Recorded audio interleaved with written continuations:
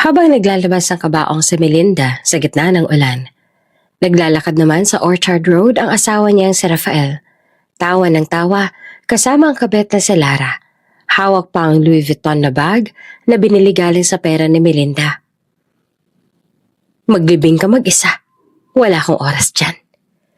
Iyan ang huling mensaheng natanggap niya bago tuluyang pumutok ang puso niya sa sakit. Pero hindi alam ng lahat sa ilalim ng kanyang luha, may pinirmahan siyang dokumento na yayanig sa buong angkan ni Rafael. Cut all their access. Malamig niyang utos. Sa isang iglap, sila ang mawawalan ng tahanan.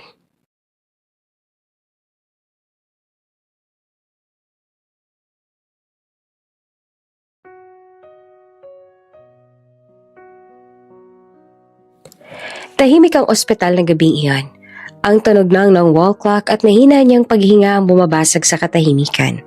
Nakahiga si Melinda Valencia, pawis sa pawis, habang mahigpit naman na nakakapit sa bedsheet. "Push pa, Ma Melinda," sabi ng nurse at ramdam ang bigat ng bawat kirot. Bawat sigaw na pinipigilan niya ay para wag marinig sa kabilang kwarto. Baka isipin nilang wala siyang kasama. Walang kamay na humahawak sa kanya. Walang tinig na nagsasabing kaya mo yan.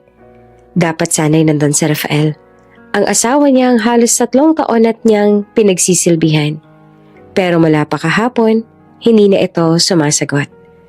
Pag-ikot ng oras, narinig niya ang mahinang iyak ng sanggol. Parang saglit na tumigil ang mundo. "It's a baby girl," sabi ng doktor. Isang munting nilalang na parang sumisigaw ng bagong simula. Napaluha si Melinda. Hindi sa sakit, kundi sa hiwaga ng sandaling iyon. Pero sa kabila ng luha, may malamig na puwang sa loob niya. Walang Rafael na sumigaw ng "Congrats, honey!" o nag-abot ng bulaklak. Dahan-dahan niyang hinaplos ang pisngi ng anak. "Hello, baby.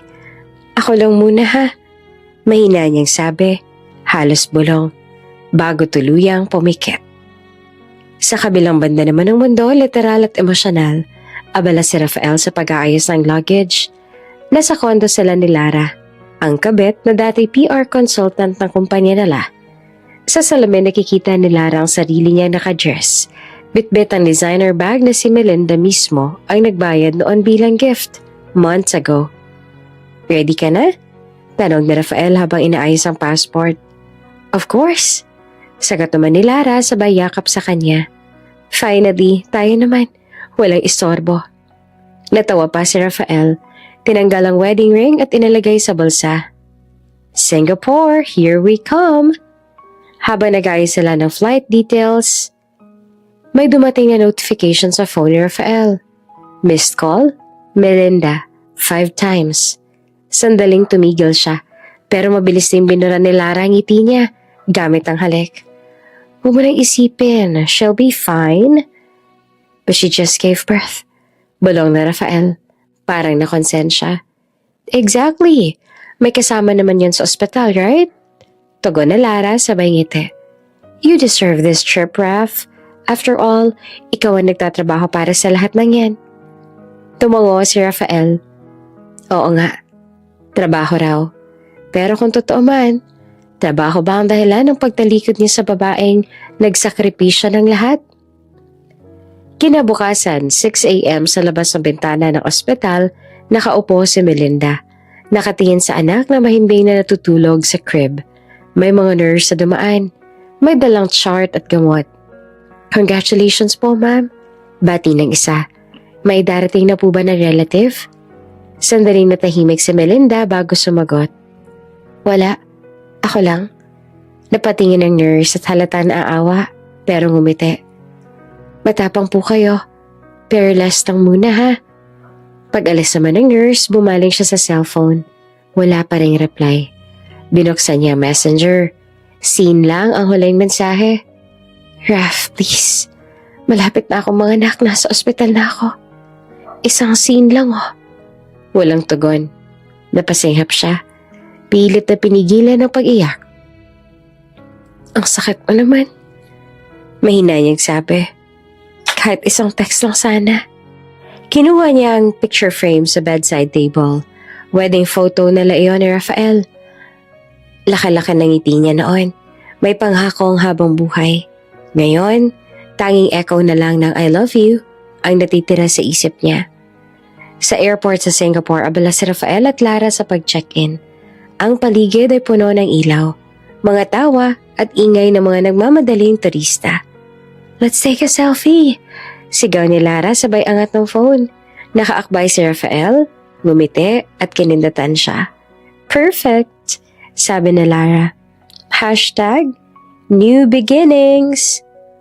Habang ina-upload ni Lara ang larawan, sabay din itong napadala bilang mensahe. Notification sa phone ni Melinda.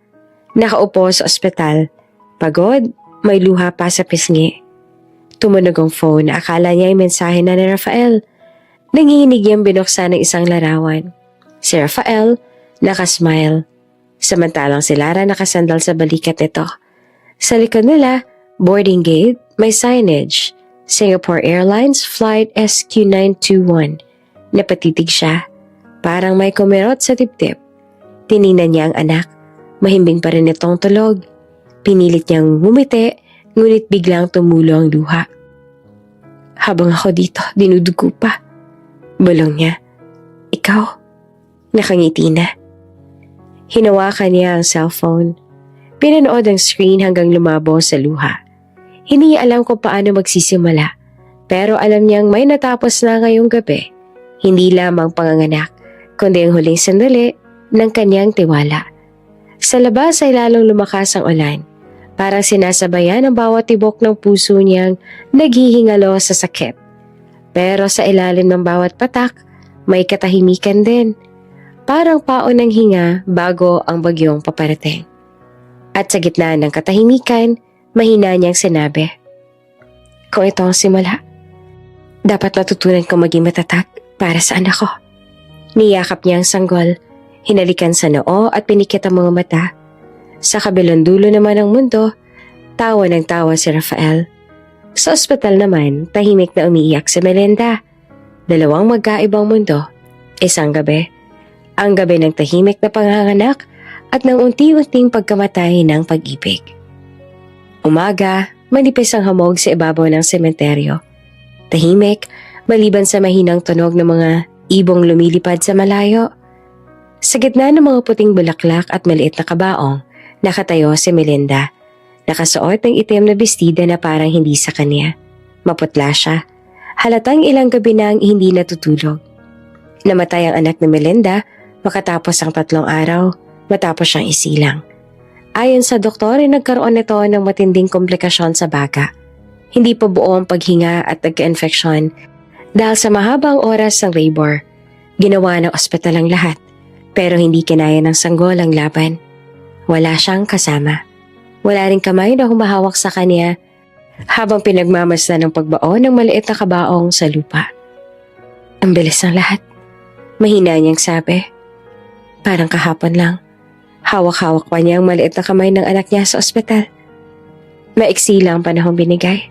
Pero sapat na para maramdaman niyang buo na sana ang mundo niya.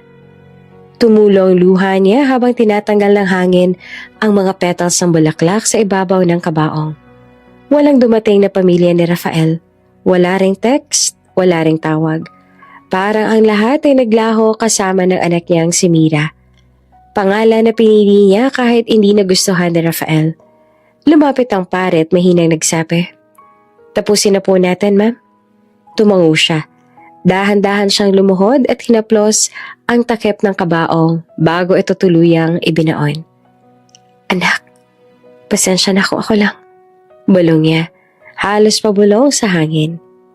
Pagkatapos ng seremonya, naiwan siyang mag-isa sa gilid ng sementeryo. Nilabas niya ang maliit na kumot ng anak. Kulay puti. May bordang bulaklak sa gilid. Amoy gatas pa rin. Habang niyayakap iyon, parang naririnig pa rin niya ang mahinang iyak na hindi na muling marinig. Tumigil siya sandali nang may tumunog sa kanyang telepono. Unknown number. Ma'am Melinda, this is from Villarreal & Co. Law Firm. May kinuha pong emergency power of attorney under your name. Please confirm. Napakunot ang noon niya. Emergency power of attorney? Bulong niya. Hindi niya alam kung anong ibig sabihin nun. Hindi naman siya pumirma ng kahit ano. Habang tinititigan niya ang message, may napansin siyang kakaiba sa kumot na hawak niya. Sa ilalim ng bordang balaklak, may manipis na tela na may sulat. Parang initials sa tinahe sa loob. Sinilip niya ng mabuti na nakasulat. RV. Nanlamig ang kamay niya. RV? Rafael Villarreal? Napatitig siya sa malayo. Hangin lang maririnig, pero parang may bigat sa dibdib niya. Bakit may pangalan ni Rafael sa kumot na binigay ng ospital para sa anak niya? Hindi ba't ibang pangalan na ginamit nila sa record ng delivery? Pinilit niyang alalahanin kung sino ang nagbigay ng kumot. Naalala niyang nurse ang nag-abot, sabi pa nito. Galing po ito sa donations, ma'am, para sa mga bago pong panganak. Pero paano kung hindi simpleng donation na yun? Umihip ang malamig na hangin. Dahan-dahan niya sinilid ang kumot sa bag at naglakad palayo sa sementeryo. Bawat hakbang, para may bigat ng tanong na hindi niya alam kung saan magsisimula. Pagdating niya sa labas, muling tumunog ang cellphone. Reminder, please come to our office to verify your signature. May nagbago po ng account details ninyo. Natigilan si Melinda. 2 mensahe sa loob lang ng kalahating oras. Pareho tungkol sa pangalan niya, sa mga dokumento, at mga bagay na hindi niya alam na pinirmahan. Tumingala siya sa langit. Mira, tulungan mo si Mama ha? Mahina niyang sabi. Sa di kalayuan, may nagmamasid. Isang lalaking nakasombrero, nakasandal sa poste, hawak ang cellphone na nakatutok sa kanya. Bago siya sumakay ng taxi, pinindot ng lalaki ang send button. Confirmed. She's seen the message. Sa loob ng sasakyan, tahimik lamang si Melinda. Nakatingin siya sa bintana. Sa mga punong unti-unting nilalamon ng ulan. Wala siyang alam na sa sandaling iyon, nagsimula ng isang plano na matagal nang tinatahe. At ang pangalan niya ang ginamit sa simula ng lahat. Mainit ang sikat ng araw sa Singapore. Kumikislap sa mga salamin ng mall sa Orchard Road. Nakashade si Rafael Valencia. Bit-bit ang shopping bags habang nakasunod naman sa kanya si Lara. Tawa sila ng tawa habang nagve-video sa phone. Babe, tingnan mo tong bag. Sabay angat ni Lara ng bagong Louis Vuitton. Limited edition to, dapat may kapareho kang belt. Ngumiti naman si Rafael. Halatang sanay na sa ganitong eksena. Okay, kunin mo na. Charge mo lang sa platinum card ko. Ang dali mo talagang kausap. Sabi pa ni Lara. Sabay halik sa pisngi niya. I swear, you're the best husband. Boyfriend. Tumawa naman si Rafael. Pero sandali ring natahimik. Wife, bulong niya. Technically, may asawa pa ako. Then, unahan mo siya. Sagot ni Lara ang seryosong tono. Once na maayos na yung mga papeles sa Pilipinas, you'll be free. Tayo na talaga. Samantala sa Pilipinas, halos mapuno ng pawis ang kamay ni Melinda habang nakapila sa bangko. Nakasling bag siya. Nakasuot ng simpleng blouse at jeans pero halata ang pagod at lungkot sa mukha.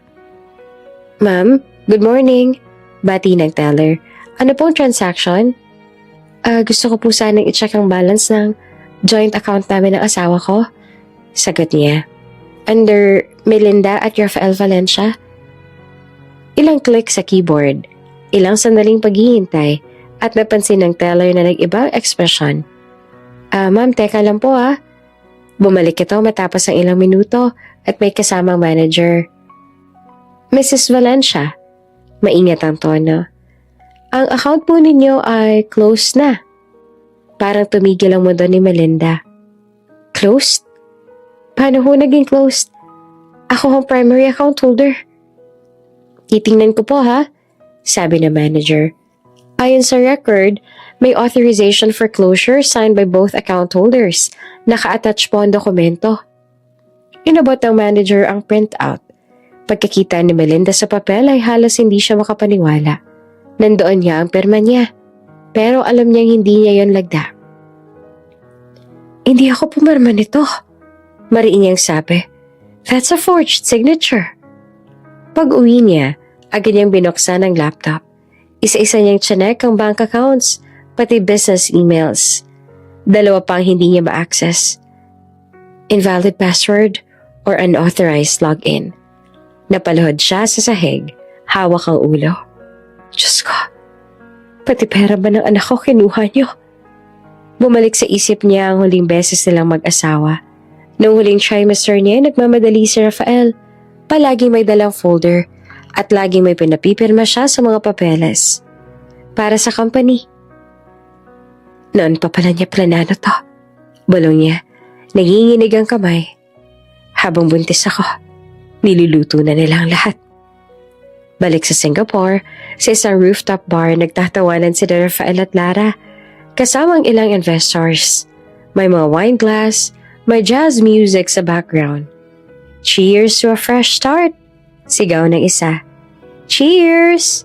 Sabay ngiti ni Rafael. Pero pansamantala siyang natahimik nang makita ang notification sa phone. Melinda Valencia, 3 missed calls. Still calling you? Tanong ni Lara. Yeah, but she'll stop soon. Sagot niya. Kapag wala na siyang mahawakan. Good, sabi ni Lara habang naglalagay ng lipstick. Kasi once finalized na yung transfer, we'll register everything under my name. Wala nang balikan. Napangiti si Rafael pero halata ang tensyon sa mga mata. Huwag mong sabihin yan sa harap ng iba. Pabulong niyang babala. Oh, relax. Sagot naman ni Lara. She's too naive to fight back. Sa Pilipinas, kinabukasan, nagtungo si Melinda sa law firm nila. Bit-bit ang folder ng lahat ng dokumento. Pagpasok niya sa opisina ni Attorney Santos, agad niyang ibinagsak ang mga papel sa mesa. Attorney, look at this. Hindi ako pumirma dito. Peke ang perma ko. Tahimik lamang ang abogado. Marahang kinuha ang papel. Mrs. Valencia, kailangan natin maging maingat. Kung totoo ngang forgery ito, pwede nating paimbestigahan. Kailan niyo pa nalaman na may pinirmahan si Rafael sa pangalan ko? Honestly, 2 weeks ago, nag-email siya. May medical certificate daw kayo. Kaya kami pumayag. Napalakas ang tawa ni Melinda. Halatang puno ng inis. Medical certificate? Ako? Ikapanganganak ko nga lang. Hindi naman ako bulag.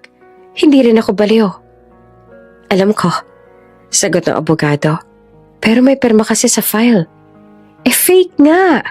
Sigaw niya. Lahat yan fake. Ginamit yung pangalan ko habang nakahiga ako sa ospital. Tahimik naman ang opisina. Tanging iyak ng baby ang maririnig. Maya-maya'y hinawakan ni Attorney Santos ang braso niya. Mrs. Valencia, kung gusto niyo magpaparequest ako ng bank verification at affidavit of forgery, pero kailangan niyo maging matatag. Labanan ninyo ito ng maayos. Tumango siya, bagaman nanginginig pa rin. Kakayanin ko. Pag-uwi, dumiretso siya sa bahay, tinitigan ang litrato ng anak. Kumuha siya ng maliit na notebook. Sinimulang isulat ang lahat ng detalye. Petsa, oras, pangalan ng bangko, pangalan ng attorney, at bawat transaksyon na nawala. Habang sinusulat niya, napansin niya sa email notification sa laptop. May bagong message mula sa isa sa mga bangko. Subject, account closure verification. Attachment, signature confirmation. Mrs. Melinda V. Valencia. Kinabahan siya. Binuksan niya agad ang file. Sa screen ay lumabas ang malinaw na kopya ng kanyang perma. Ngunit iba ang estilo. Mas pino, mas malinis. Hindi ganoon ang tunay niyang lagda. Napahawak siya sa bibig. Halos hindi siya makapagsalita. Pinirmahan nila. Gamit ang pangalan ko. Lumapit siya sa bantana. Tanaw ang ilaw ng syudad sa gabi. Sa ibaba, nagdaraan ng mga sasakyan, mga taong may kanya-kanyang buhay. Samantalang siya ay naroon, mag-isa, balo sa loob ng kasal, at biktima ng sariling asawa. Niyakap niya ang sanggol at mahinaan siyang bumulong. Hindi pa tayo tapos. Hindi pa nila ako tuluyang nananakawan. Makakabawi tayo. Ngunit bago niya maisara ang laptop, may isa pang email na pumasok. Your joint account has been successfully closed and transferred under new ownership. Nangilid ang luha ni Melinda. Transferred? Bulong niya na halos hindi marinig. Binuksan niya ang attached form. Sa authorized recipient line, malinaw na malinaw ang pangalan. Lara D. Manansala. Natigilan siya. Napaupo sa sahig. Ang ilaw mula sa screen ay tumama sa mukha niyang pagod. Pero sa loob ng mga mata niya, unti-unti nang nag-aapoy ang galit. Habang sa Singapore, tumatawa si Rafael sa gitna ng magagarang ilaw. Si Melinda naman sa Pilipinas ay nagdesisyon na magsimula ng laban. At sa unang pagkakataon, hindi na siya umiyak. Ngayon, pinakinggan niya na lang ang tibok ng dibdib niya. Kalmado, pero mabangis. Maaga pa lang ay gising na si Melinda. Ang dating malambot na kama at aircon na mansyon ay napalitan ng maliit na kwarto sa inuupahang apartment sa may Pasig. Manipis ang kutsyon, sira ang pintana at maririnig mo ang maingay na jeep sa labas. Pero sa kabila ng hirap, marunong pa rin siyang umiti. Sa lamesita, nakahilera mga baso ng kape at pandesal. Sa tabi nito may ilang perasong sabon at pabango. Mga paninda niya tuwing umaga. 2 pong order, Ma'am Tess, sabi niya sa telepono habang pinupunasan ng pawis. Salamat ha. God bless din po. Pagkababa ng tawag, napabuntong hininga siya. Lahat ng kinita niya ngayon, diretso sa upa at pagkain. Pero ayos lang. Mas mabuti ng ganito kaysa umasa sa asawang niloko siya. Tuwing hapon pumupunta naman siya sa subdivision ng mga mayayaman para maglinis ng bahay. Yung floor pakipolish siya, sabi ng amo niyang si Mrs. Tan habang nakaupo sa sofa. Opo ma'am, sagot naman ni Melinda, bit-bit ang mop. Habang pinupunasan niyang sahig ay napatingin siya sa TV. Isang travel vlog ang pinapalabas. Welcome to Singapore. Bagong simula, bagong buhay. Sabi ng lalaki sa screen. Sandaling natigilan si Melinda. Hindi siya nagkakamali. Si Rafael yun. Nakasuot ng puting polo. Nakangiti habang yakap si Lara.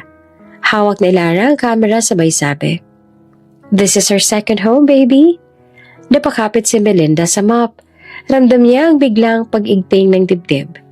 Hindi niya alam kung iiyak ba siya o tatawa sa sakit. Habang pinapanood niya ang video, maririnig ang tawanan ng dalawa. Habang pinapakita ang bagong condo nila sa Singapore. May swimming pool, may balcony, may tanawin ng city lights. At sa caption, bagong simula sa buhay namin. #forever. Pag uwi niya, hindi pa rin nawawala sa isip niya ang video. Binuksan niya ulit sa phone. Ang mga komento, puro papuri. Ang sweet niyo. Sana all may Singapore life. Hanggang sa may isang comment na tumama sa kanya. At CEJ Business Group. Bagong simula? Paano yung iniwang gulo dito sa Manila? Hindi pa tapos ang utang niyo, Mr. Villarreal. Napataas ang kilay ni Melinda. Tinap niya ang profile. Luma na pero halatang dating business partner ni Rafael. May sumunod pang comment. Huwag mong kalimutan. May kopya ako ng mga papeles. Lahat, malaranta din. Nabuhay muli ang kaba sa dibdib ni Melinda. Ano ibig sabihin nun? Bulong niya. Tinago niya agad ang screen cap ng comment. Baka sakaling mabura. Kinabukasan habang nagtitinda siya ng kape sa labas ng simbahan, narinig niya ang mga chismosa sa tabi. Uy, di ba si Rafael yung nasa video kagabi? Yung asawa ni Melinda? Grabe, parang wala lang sa kanya, no? Si Melinda kawawa, nagtitinda na lang ngayon. Pinilit niyang hindi mag-react. Nakangiti lang siya habang nag-aabot ng kape. Pero sa loob niya, parang may kumukulo. Gabi na nang umuwi siya. Pagod, pero hindi mapakali. Binuksan niya ang laptop at sinubukang mag-login sa isa sa mga dating business accounts nila ni Rafael. Pero, error pa rin. Access denied. Naisip niyang baka may kinalaman ng sinasabi ng ex-business partner. Naisip niyang mag-message dito. Tinype niya. Hello sir, ako po si Melinda, ang dating asawa ni Rafael. Pwede ko po bang malaman kung ano pong ibig sabihin ng comment ninyo kahapon? Ilang oras ang lumipas bago ito nag-reply. So, ikaw pala si Melinda. Mag-ingat ka. Lahat ng akala mong pag-aari mo, nilipat niya. Noon pa. Nalaglag ang kamay niya sa ibabaw ng mesa. Nilipat? Kailan pa? Sumagot muli ang lalaki. Matagal na. Pinagamit niyang pangalan mo sa mga transaksyon. Pero iba ang tunay na lagda. May mga dokumento akong hawak. Nabuhayan siya ng kaunting pag-asa, pero may halong takot. Pwede po bang magkita tayo? Hindi muna sa ngayon. Delikado. May mga taong nagmamanman. Hintayin mo ako ang lumapit. Napatitig siya sa screen. Nanginig ang kamay. Parang biglang sumikip ang maliit niyang kwarto. Ang init ng ilaw, ang alingasaw ng kape, lahat biglang naging mabigat. Tumayo siya, tumingin sa salamin. Ang babaeng nakikita niya roon ay hindi na si Melinda na kilala niya noon. Hindi na yung asawa, hindi na yung babaeng palagi nakaayos. Ito na yung Melinda na natutong mabuhay mag-isa kahit pinagtaksilan, kahit walang-wala. Kinabukasan, bumalik siya sa trabaho bilang housekeeper. Tahimik lang siya habang nagwawalis. Pero sa isip niya, isa lang ang paulit-ulit. Hindi pa tapos to. Hindi pa ako tapos. Habang naglilinis ng sala, narinig niya nagsasalita si Mrs. Tan sa phone. Oo, nakita ko rin yung video ni Rafael Villarreal. Grabe, no? Akala mo, santo. Pero may kaso pala dati sa business nila. Natigilan si Melinda. May kaso? Mahinang bulong niya. Pag-uwi, agad niyang binuksan ang social media. Bumalik siya sa video ni Rafael. Ngayon, may bago nang nag-comment mula sa parehong account. Hindi mo kayang itago to habang buhay. Isang email lang, tapos na lahat ng ilusyon mo. At bago pa niya maisip kung ano ang gagawin, nag-pop up ang isang notification. New message request from CEJ Business Group. Ang laman, isang file name. Contract_Villarreal_dummy_holdings.pdf. Tinitigan ni Melinda ang screen. Halos hindi siya makahinga. Ano namang laman nito? Bulong niya. Habang bumubuhos ang ulan sa labas, pinindot niya ang download. At doon niya naramdaman muli ang kirot. Hindi lamang sa puso, kundi sa tiwalang matagal na palang patay. Tahimik ang gabi. Sa ibabaw ng maliit na mesa sa inuupahang apartment, nakakalat ang mga resibo, screenshot ng chat at mga larawan. Isa-isang pinipili ni Melinda ang mga ebidensya. Mga shopping receipts mula sa Singapore, hotel bookings sa pangalan ni Rafael at mga mensahe na Lara na puro pagyayabang. Grabe kayo. Bulong niya habang pinupunasan ng luha. Sa isang larawan, nakayakap pa si Rafael kay Lara habang may caption na, "Thank you, love, for the new Cartier watch." Napailing siya, tinupi ang papel at inilagay sa brown envelope. Hindi na siya umiiyak tulad ng dati. Ang mga luha ay napalitan ng lamig at determinasyon. Kung ganito ang gusto niyo, ibibigay ko. Mahinahon niyang sabi habang tinatype ang message sa kanyang abogado. Attorney De La Vega, gusto ko nang ipatupad ang plano. Cut all their access to all my assets. Mabilis ang reply. Sigurado ka ba, ma'am? Once we file, mawawalan sila ng access sa lahat. Bahay, accounts, credit cards. Yes. Let them feel what I felt. Kinabukasan, maagang pumunta si Melinda sa law office. Maayos siyang bihis, naka-blazer at slacks. Parang hindi mo iisiping dumaan sa ganoong sakit. Pagpasok niya, ngumiti si Attorney De La Vega. Ready na po mga dokumento. Kailangan na lang ng perma mo para maging official. Umupo si Melinda. Tahimik habang tinitingnan ang kapal ng mga papel. Sa bawat pahina, may pangalan ni Rafael. Joint account holder, co-signatory, authorized user. Lahat iyon, ngayon, tatanggalin. Habang pumipirma, biglang pumasok sa isip niya ang mga alaala. Ang unang bahay na binili nila na Rafael, ang unang kotse, ang tuwa niya nung sinabi nito, para sa'yo lahat to, Mel. Ngayon, alam niyang lahat ng iyon ay kasinungalingan. Melinda, sabi ni attorney, once this has been notarized, we'll serve the notice immediately. Within 48 hours, mafe-freeze na lahat ng joint assets. Tumango siya. Mas mabuti. Mas matagal silang manahimik, mas mabuti. Paglabas niya ng opisina, dumiretso siya sa isang coffee shop. Umupo siya sa sulok. Nilabas ang cellphone at binuksan muli ang mga screenshots ng mga chat. Miss mo na ako? Sabi ni Rafael sa isa. Of course, baby. Pero baka makita ni Melinda. Haha, sagot pa na Lara. Napangiti siya. Pero hindi galit ang ngiti, kundi parang pagtatapos. Habang ni-scroll niya, may dumating na email notification. Confirmation.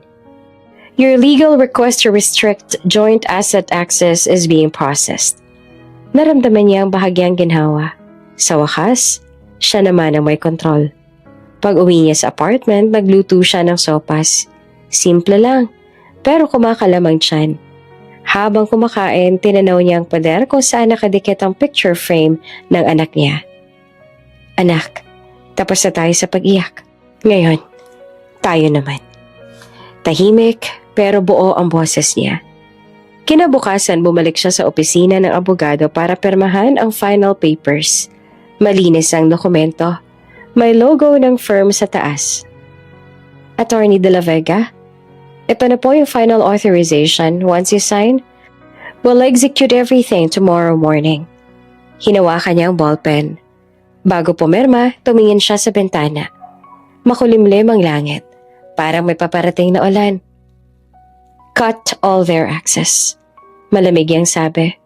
Lahat. Ngumiti naman si attorney. Noted, ma'am. Habang inaayos ang mga papel, may kumatok na pinto ng opisina. Sir, may naghahanap po kay Ma'am Melinda, sabi ng receptionist. Napatingin naman si Melinda. Ako? Opo, babae raw po. May dalang regalo. Bumukas ang pinto at pumasok si Lara. Nakapulang dress. May dalang paper bag na may tatak ng Hermes. Hi Melinda, bati niya. Nakangiti na parang walang nangyari. Nanigas si Melinda sa kinauupuan. Anong ginagawa mo rito? Malamig ang tanong. Lumapit naman si Lara nang umiti palalo. Peace offering, sabay abot ng bag. Alam kong galit ka, pero siguro pwede pa namang ayusin, diba? Tahimik lamang si Melinda. Hindi niya ginalaw ang bag. Bakit andito ka? Ulit niya na mas mabigat na ang tono. Wala lang. Nabalitaan ko kasi na may inaasikaso kang legal documents. So na-curious ako. Sabay ngiti ng mayabang. Nagkatinginan sila. Dalawang babae, parehong matatag pero magkaibang mundo. Si Lara, puno ng yabang. Si Melinda, puno ng galit ngunit tahimik. Kung gusto mo makipag-ayos, mahinahong sabi ni Melinda. Magsimula ka na umalis, Mel. Please, ayoko marinig ang pangalan ko na galing sa'yo. Ngumiti si Lara, tumingin kay attorney. You know, she's still madly in love with my boyfriend. Sabay tawa ng pabulong. Pero hindi na kumibo si Melinda. Kinuha niya ang pen. Pinirmahan ang huling dokumento at ibinagsak sa mesa. Done, sabi niya. Simula ngayon, wala na kayong access sa kahit na ano. Tumayo siya. Diretso ang tingin kay Lara. Sabihin mo sa kanya, good luck sa pagbayad ng kuryente. Tahimik si Lara, pero may ngiti pa rin. Habang palabas, tumingin siya sa likod at nagsabi, You'll regret this, Melinda. Sumagot naman si Melinda. Kalmado, pero mariin. No, you will. Pagkalabas si Lara, tahimik ang opisina. Umupo ulit si Melinda, huminga ng malalim. Sa labas, bumuhos ang ulan. Parang tinatapos ang lahat ng tahimik na pagtitiis niya. Ngunit sa ilalim ng kalmadong mukha niya, alam niyang ang laban na hindi pa tapos.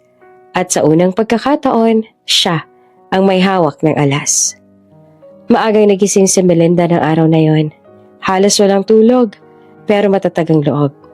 Sa harap ng salamin, pinunasan niya ang mukha. Tinanggal ang bakas ng pagod at marahang sinabi sa sarili, "Tama na, hindi na ako papayag na lamangan ulit." Sa isang maliit na opisina sa Makati, sinalubong siya ng kanyang abogado. Isang babaeng nasa mid-30s, seryoso at mabilis kumilos. "Ready ka na?" Tanong nito habang inaabot ang folder na puno ng papeles. Tumango si Melinda. "Matagal ko na tong gustong gawin. Hindi ko na kayang makita na sila gumagastos ng pinaghirapan ko." Ilang araw niya nang pinag-ipunan ng lakas ng loob ang hakbang na ito. Lahat ng joint accounts nila ni Rafael, pati ilang investment sa kumpanya ng pamilya, pina-freeze niya. May mga dokumentong nagpapatunay ng kaniyang pagmamay-ari. Pati na rin ang mga transaksyong ginamit ni Rafael sa pagpupondo ng luho nila ni Lara sa Singapore. Habang pinipirmahan niya ang huling papel, ramdam niya ang panginginig ng kamay. Hindi dahil sa takot, kundi sa galit na matagal niyang kinikimkim. "Effective agad yan, Mrs. Valencia," sabi ng abogado. "Within 24 hours, hindi na sila makaka-access ng kahit anong pera mo sa bangko." Napangiti naman si Melinda na mapait. "Good. Para maramdaman nila kung paano mawalan ng kontrol." Kinabukasan, kumalat ang balita sa maliit na social circle nila. Ang mga kaibigan na Rafael na puro negosyante at social climbers. Sa isang private chat group, puro tanong ang lumitaw. "Bro, totoo bang frozen ang account sa inyo? Anong nangyari sa inyo ni Melinda? Kita namin sa newsfeed Nag-react ang bank mo sa post sa Lara." Habang nagkakagulo sila sa online world, tahimik lamang si Melinda. Binura niya lahat ng app, nag-offline, at nag-focus sa mga susunod na hakbang. Pansamantala siyang lumipat sa apartment na malapit sa opisina ng abogado. Dala lang ang ilang damit at laptop. Wala siyang luho, walang ingay.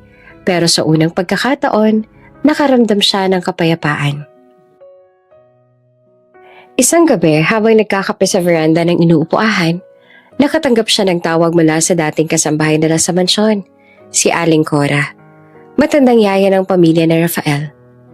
"Ma'am Melinda, pasensya na po kung natawag ako ng ganito. May gusto lang po akong ipaalam." "Aling Cora, ayos ka lang ba dyan?" "Hindi po, ma'am. May mga taong pumunta po rito kanina para mga taga-kumpanya ni Sir Rafael. Tinanong po kung nasan daw yung mga lumang dokumento sa bodega." "Anong klaseng dokumento?" tanong ni Melinda na kinakabahan. "Yung ledger po na ginagamit ng tatay ni Sir Rafael nung buhay pa siya. Pero ma'am, may kopya po ko nun. Naitago ko kasi ako po yung taga-accounting noon sa bahay." Napataas ang kilay ni Melinda. "Ledger? Akala ko personal lang mga transaksyon nila." "Hindi po ma'am, nandoon po lahat. Kung paano ginamit ang pera ng kumpanya sa mga project na hindi naman natuloy. Pati po ang perang pinang-register ni Sir Rafael sa abroad, galing pala sa corporate funds yun." Natigilan si Melinda. Parang biglang lumiwanag ang mga peraso ng puzzle na matagal niya nang pinagtatagpi-tagpi. Kaya pala noong huli nilang pag-aaway, laging umiiwas si Rafael kapag tungkol sa pera ang usapan. Kaya pala biglaan ang flight nila ni Lara. May tinatakbuhan pala na mas malalim pa sa pagtataksil.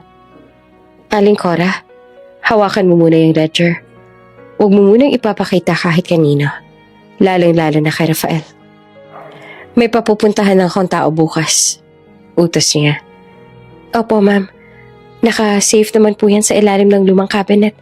Kung sakali mang may pumasok dito, alam kong yun na yun ang hahanapin nila." Pagkababa ng tawag, napatingin si Melinda sa labas ng bintana. Sa kabila ng dilim ng gabi, parang mas malinaw ang direksyong tatahakin niya. Hindi lang simpleng paghihiganti ito. Ito ang unang suntok sa mga taong kumitil sa tiwala niya, sa anak niyang nawala, at sa buhay na kinuha nila sa kanya. Sa kabilang dako naman ng Singapore, si Rafael ay nagmamadaling tumawag sa bank manager. Halos pasigaw. "You're telling me na wala akong access sa sarili kong pera?" "Sir, court order po yan. Frozen na lahat ng joint accounts ninyo."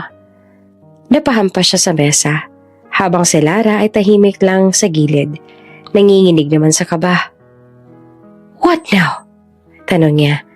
Rafael stared blankly at the floor, bumulong. "Melinda started the war." Habang naglalakad si Melinda pa uwi galing sa meeting kinabukasan, nakaramdam siya ng kakaibang lakas. Hindi na siyang babaeng umiiyak sa ospital. Hindi na siya ang ina na lugmok sa libingan ng anak. Siya na ngayon ang saksi sa pagkamatay ng tiwala. At siya rin ang magiging dahilan ng pagbagsak ng mga nagwasak noon. At sa dulo ng hallway ng mansyon, nakaupo si Aling Cora. Tangan-tanga ng lumang ledger, maruming notebook na puno ng mga pangalan, transaksyon at petsang matagal nang nilimot. Habang marahang nililinis ang alikabok, bumulong siya. "Panahon na siguro, Melinda, para lumabas ang totoo." Sa unang pagkakataon, naranasan ni Rafael ang bagay na hindi niya kailanman inakala, ang mawalan ng kontrol. Pagsapit ng umaga, sunod-sunod ang notification sa kanyang telepono. Transaction declined. Card blocked. Access denied. Habang hawak ang cellphone, tila lumiit ang mundo niya. Wala na siyang magamit na card. Sarado ang access sa bank app. At pati pinto ng bahay nila sa alabang, hindi na rin siya pinapapasok ng guard. "Sir, pasensya na po," sabi ng guard na dati niyang sinisigawan kapag late magbukas ng gate. "Order po ni Ma'am Belinda. Suspended daw muna ang access niya sa property." "Anong pinagsasasabi mo? Akong may-ari niyan." Galit niyang sigaw habang pinipilit ipakita ang ID. "Wala po ako magagawa, sir. Court order daw po. Effective kahapon." Tumitig si Rafael sa isa sa mga rest house. Ang bahay na siya mismo ang nagdisenyo, kung saan siya nagpakasal at kung saan tumira si Melinda bago ito tuluyang nawasak ng kataksilan. Ngayon, isa na lang siyang bisita sa sariling teritoryo. Lumabas mula sa loob ng gate si Melinda. Maayos ang bihis. Kalmado pero malamig ang tingin. "Rafael," mahinahon niyang sabi, "wala ka ng karapatang tumira dito. Lahat ng dokumento ay nasa pangalan ko na." Teka, Melinda, hindi mo pwedeng gawin to sa akin." Sigaw niya na halos mangiyak-ngiyak. "Ginawa mo na yan sa akin noon. Tinanggal mo sa akin ang respeto, ang dignidad, pati anak natin. Ngayon, ako naman." Tahimik ang paligid. Tanging ihip lang ng hangin at ang kaluskos sa mga dahon sa driveway ang maririnig. Sa likuran ni Melinda, may mga kasambahay na tahimik lang na nagmamasid. Ang ilan, pinipigilang mapangiti. "Ang mga gamit mo pinaayos ka na. Pwede mong kunin yan hanggang hapon. After that, ipapasara ko ang gate." Dagdag ni Melinda. Tila naubos ang lakas si Rafael. Ang lalaking sanay na utusan ng iba, ngayon parang batang pinagsasabihan. "Melinda, please, give me a chance to explain." Pakiusap niya. Pero ngumiti lang si Melinda. Mapait, pero matatag. "Ang paliwanag, Rafael? Huli na palagi kapag may kasalanan." Sa mansyon nila ang totoong bahay, nagmamadaling mag-impake ang pamilya ni Rafael. Ang ina nito na si Doña Beatriz ay nakaupo sa sofa, tahimik pero halatang galit. "Hindi ako makapaniwala na pinayagan mong ganitohin tayo ng babaeng yan." Mariin itong sabi. "Ma, hindi ko rin naman alam na ganito kalala ang gagawin niya."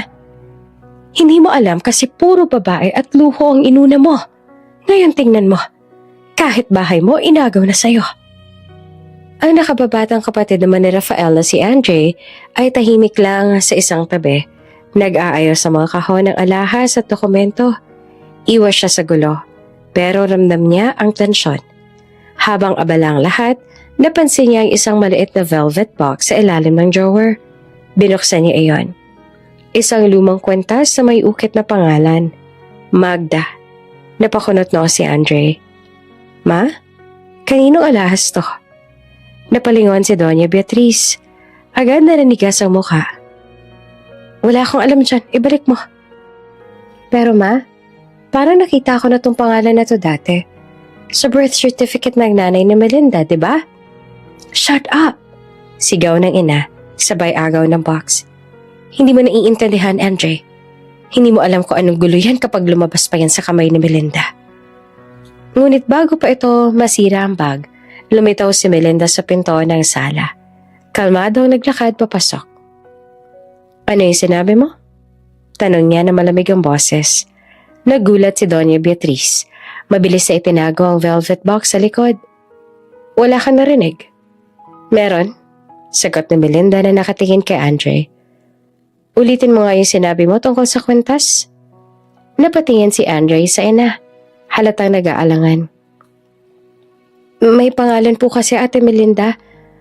Magda, parang kapareho ng pangalan ng nanay ninyo. Tahimik na lumapit si Melinda. Marahang kinuha ang box sa kamay ng ginang. Binuksan niya ito at sa unang pagkakataon nakita niya ang alahas. Luma na pero may natitirang kinang. Ang pendant ay may ukit na letra, MS, at sa likod nito ay may petsa, June 5, 1983. Bakit ito nasa inyo? Tanong niya na mahina pero mabigat. Hindi na sumagot si Doña Beatriz. Tumalikod lang ito. Kunwaring inaayos ang bag. Sabihin niya sa akin. Giit ni Melinda. Ngayon ay nanginginig na ang boses. Ito ang suot ng nanay ko sa lumang larawan niya. Hindi ko alam kung paano napunta to sa bahay ninyo. Nagtagpo ang tingin nila ni Rafael. At doon niya nakita ang bahagyang pagkatakot sa mga mata nito. Parang may alam siya, pero pinipiling manahimik. Melinda, please wag mo nang palakihin. Palakihin? Putol niya. Matagal na kayo namumuhay sa mga lihim? Rafael? Pero ngayon, ako nang magbubukas sa mga yon. Habang umaalis ang pamilya ni Rafael sakay ng SUV, nakatayo lang si Melinda sa may pinto ng mansyon. Hawak-hawak ang kwintas. Nais niyang maniwalang tapos na, pero alam niyang ito pa lang ang simula. Ang alahas na yon, na konektado sa kanyang yumaong ina, ay tila susi na mas malalim pang katotohanan.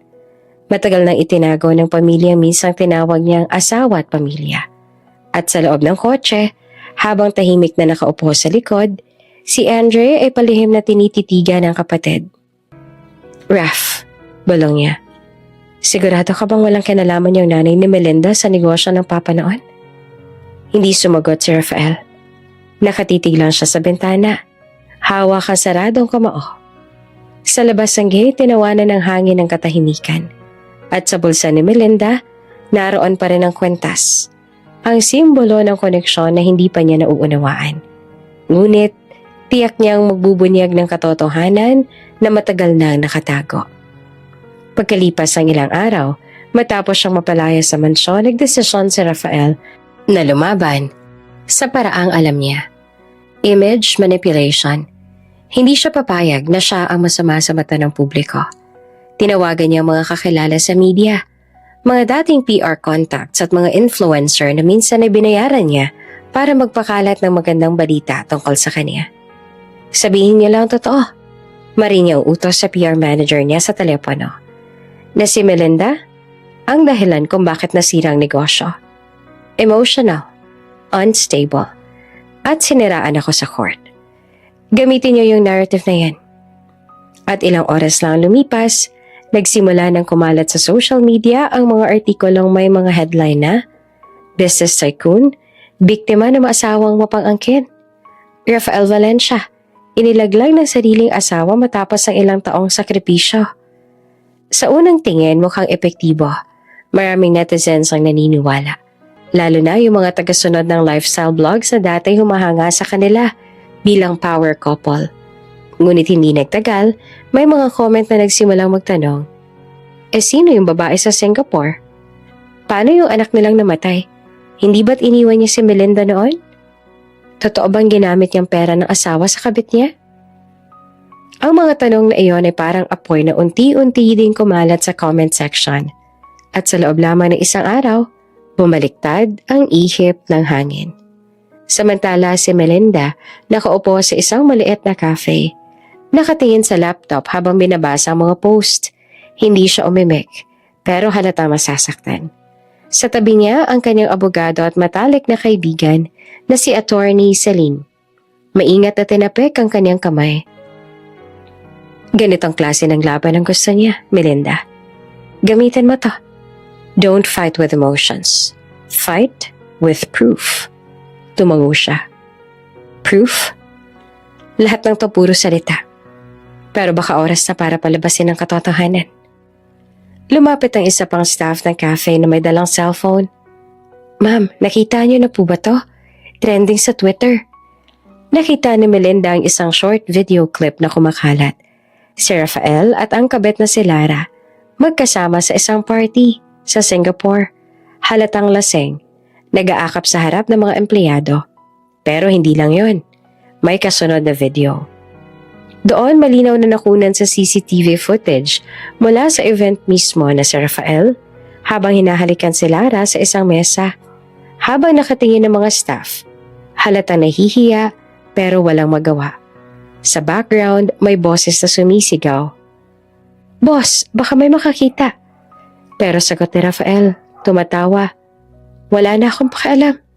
Ako ang may-ari dito. Mabilis na kumalat ang footage.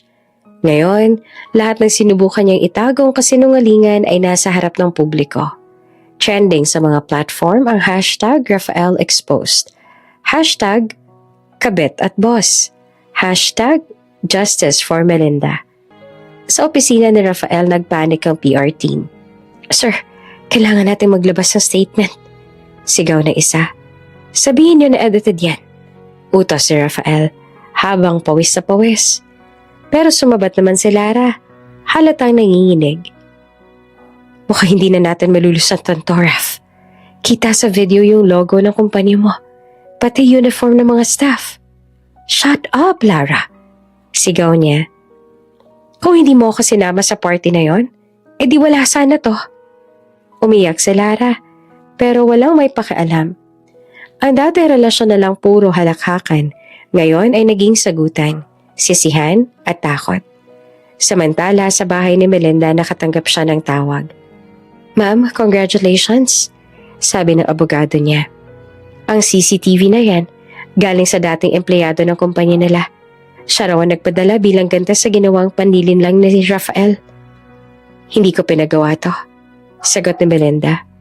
Pero siguro, karma nang gumalaw. Lumapit si Celine, may dalang folder. Ito ang resulta ng public opinion report.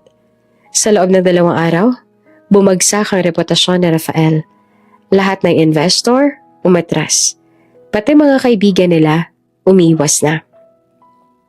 Tahimik si Melinda habang nakatingin sa bintana. Hindi siya natuwa, pero ramdam ang kakaibang ginhawa. Hindi ko gustong sirain siya. Mahina niyang sabi. Gusto ko lang maramdaman niyang yung sakit na binigay niya. May baliktan. Kinabukasan, naglabas ng statement si Rafael sa TV. Desperadong bawiin ang imahe niya. Hindi po totoo ang mga kumakalat na video, sabi niya. Halatang pinilit ang kumpiyansa nito. Ito po ay paninira ng mga taong inggit sa amin. Mahal ko ang asawa ko at inaayos ko na po ang lahat. Ngunit bago pa matapos ang live interview, may nag-pop up na live comment. Raf, ako yung staff sa party. Alam kong totoo yan. Sir, may video pa po na hindi lumalabas. Stop lying. Lahat kami sa kumpanya, alam ang totoo. Tila binuhusan ng yelo si Rafael. Habang nakatutok ang camera, hindi niya napigilang mapatigil at mapayuko. Ang PR manager niya halos manginig sa likod ng camera booth. Kinagabihan nag-scroll si Melinda sa phone habang nakahiga sa kama. May tumatawag na unknown number pero hindi niya sinagot. Pagkatapos ay may nag-text. Unknown. Hindi pa tatapos, Mrs. Valencia. May mas malalim pa sa akala mo. Napatingin siya sa mensahe. Kumabog ang dibdib niya. Hindi niya kilala ang nagpadala, pero ramdam niyang may paparating pa. Isang lihim na magbubunyag ng kasalanang hindi pa niya natutuklasan. Tumingin siya sa salamin, pinunasan ng luha at mahina niyang bulong. Kung akala nila tapos na to, nagkakamali sila. Ngayon pa lang ako magsisimula. Ang umaga ay tila mas tahimik kaysa karaniwan. Pero sa bawat cellphone sa bansa, pangalan ni Rafael Valencia ang laman ng mga balita. Sa bawat TV, headline ang paulit-ulit. Scandal video of businessman Rafael Valencia and Mistress Lara goes viral. Valencia Group stocks crashed by 48% after infidelity scandal. Nasa lahat ng platform, Facebook, TikTok, Twitter, may clip, may meme, may reaction. Oops! May break muna. Gusto mo bang ma-shoutout dito sa channel ni Ate Jane? Mag-comment lang ng lesson you learned from the latest story uploaded. Dahil pipili kami ng isang best comment of the day para i-shoutout sa susunod na upload. Kaya huwag kalimutang mag-iwan ng lesson you learned after you watch this video. Maraming salamat! Shoutout nga pala kina Sherry Lynn from Kuwait, Sani Romano, at Bekang Samonte. Sa ating mga taga-subaybay, paki-comment naman po sa baba kung taga saan kayo para alam ko kung hanggang saan umaabot ang mga kwento ni Ate Jane at para ma-shoutout ko kayo sa mga susunod pa nating mga kwento. Maraming salamat sa pakikinig!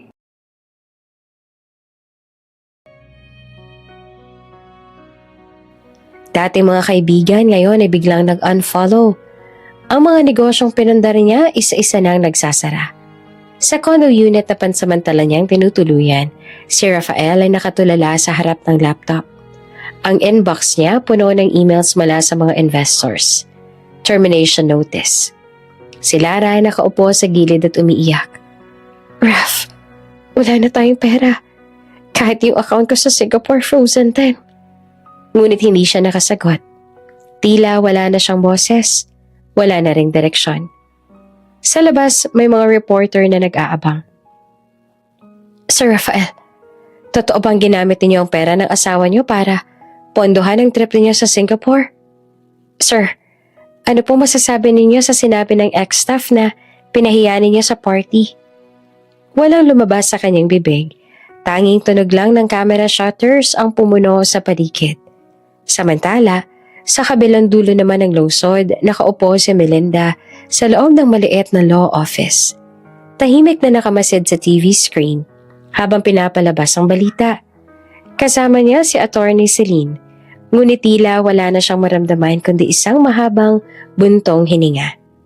Mel, sabi ni Celine, this is it. Wala na siyang maitatago. Lahat ng ginawa niya, lumabas na. Ngumiti naman si Melinda, pero mahina. Oo, pero bakit para hindi pa rin magaan? Hindi niya maintindihan ang sarili. Matagal niyang hinintay ang araw na to, ang makitang bumagsak ang taong nang abuso sa kanya. Pero habang nakikita niyang ginugupo ng kahihiyan si Rafael, may kakaiba namang kirot sa puso niya. Muling pumasok sa isip niya ang imahe ng ospital, ang malamig na ilaw, ang katahimikan ng gabi habang hawak niya ang malamig na kamay ng kanyang anak. Walang Rafael noon. Wala ring pamilya. Siya lang. Umiiyak. Walang yakap. Walang boses na nagsasabing, kaya mo yan. Napapikit siya. Tumulong luha sa pisngi. Marahang pinunasan. Siguro dahil kahit papaano, dati siyang mahal ko. Mahina niyang sabi. Tahimik si Celine. Hindi na sumagot. Sapagkat alam niyang hindi ito tagumpay na masaya, kundi tagumpay na may kasamang sugat. Kinagabihan sa bahay ni Melinda, dumating ang ilang empleyado ng media. Ma'am Melinda, sabi ng isa, pwede po ba kayo magbigay ng statement tungkol sa issue ni Sir Rafael? Ngumiti siya. Magalang, pero matatag. Wala akong dapat ipaliwanag. Lahat ng nangyari na. Ang hustisya, kusa nang gumalaw. Pagkatapos ay isinara niya ang gate. Ayaw niya nang maging bahagi ng circus na nilikha ni Rafael. Pumasok siya sa loob ng bahay, diretso sa kwarto ng kaniyang yumaong anak. Nandoon pa rin ang maliit na crib, ang stuffed toy na naiwan, at ang mga frame na hindi pa niya matanggal sa dingding. Umupo siya sa sahig, tahimik. Anak, tapos na. Bumagsak na siya. Bulong niya habang pinapahira ng kamay ang alikabok sa crib. Pero mama mo, hindi pa rin buo. Napayuho siya. Marahang huminga.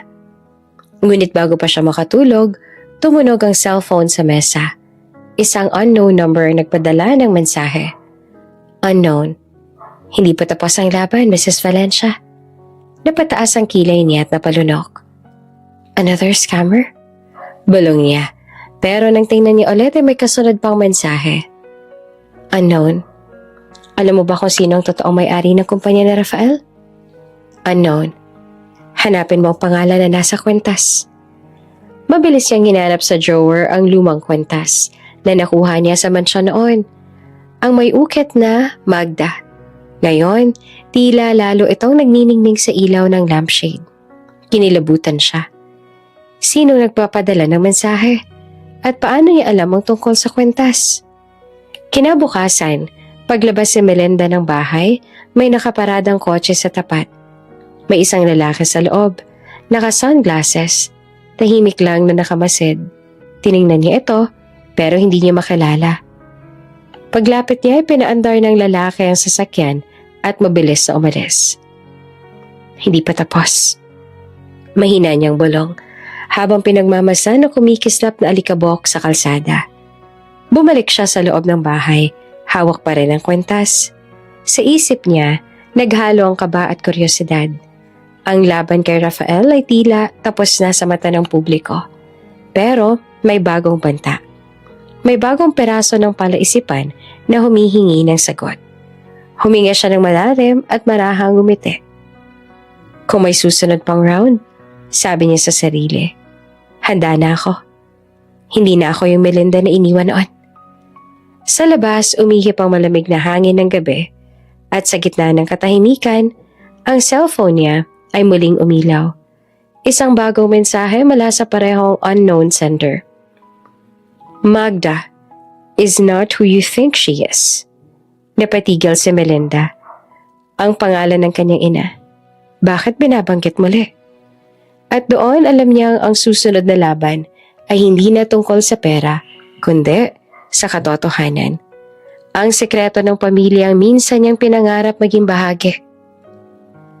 Umaga ng linggo, ang araw ng marahang, sumisilip sa bintana ng bahay ni Melinda. Ngunit siya ay nakaupo pa rin sa dining table.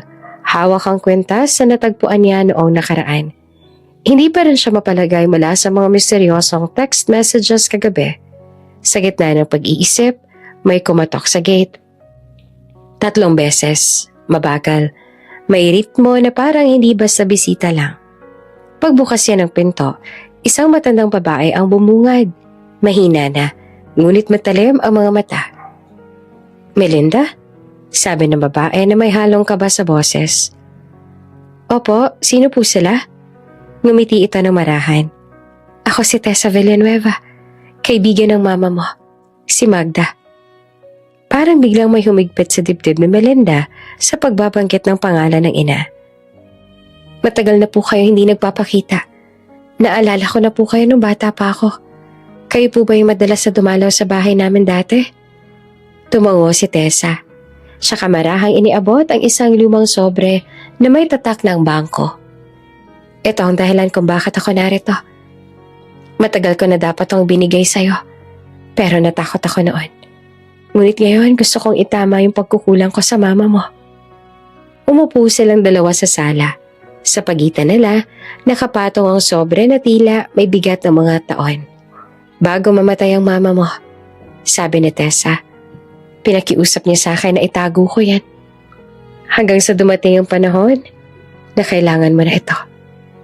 Dahan-dahan niyang binuksan ang sobre. Sa loob ay may isang sulat na halatang ilang dekada na ang tanda. May mga mantsa ng luha at pamilyar ang sulat kamay. Nakasulat, para kay Melinda, anak ko. Tumigil ang mundo ni Melinda sa sandaling yon. Pinunasan niya ang luha bago nagsimulang basahin ang liham.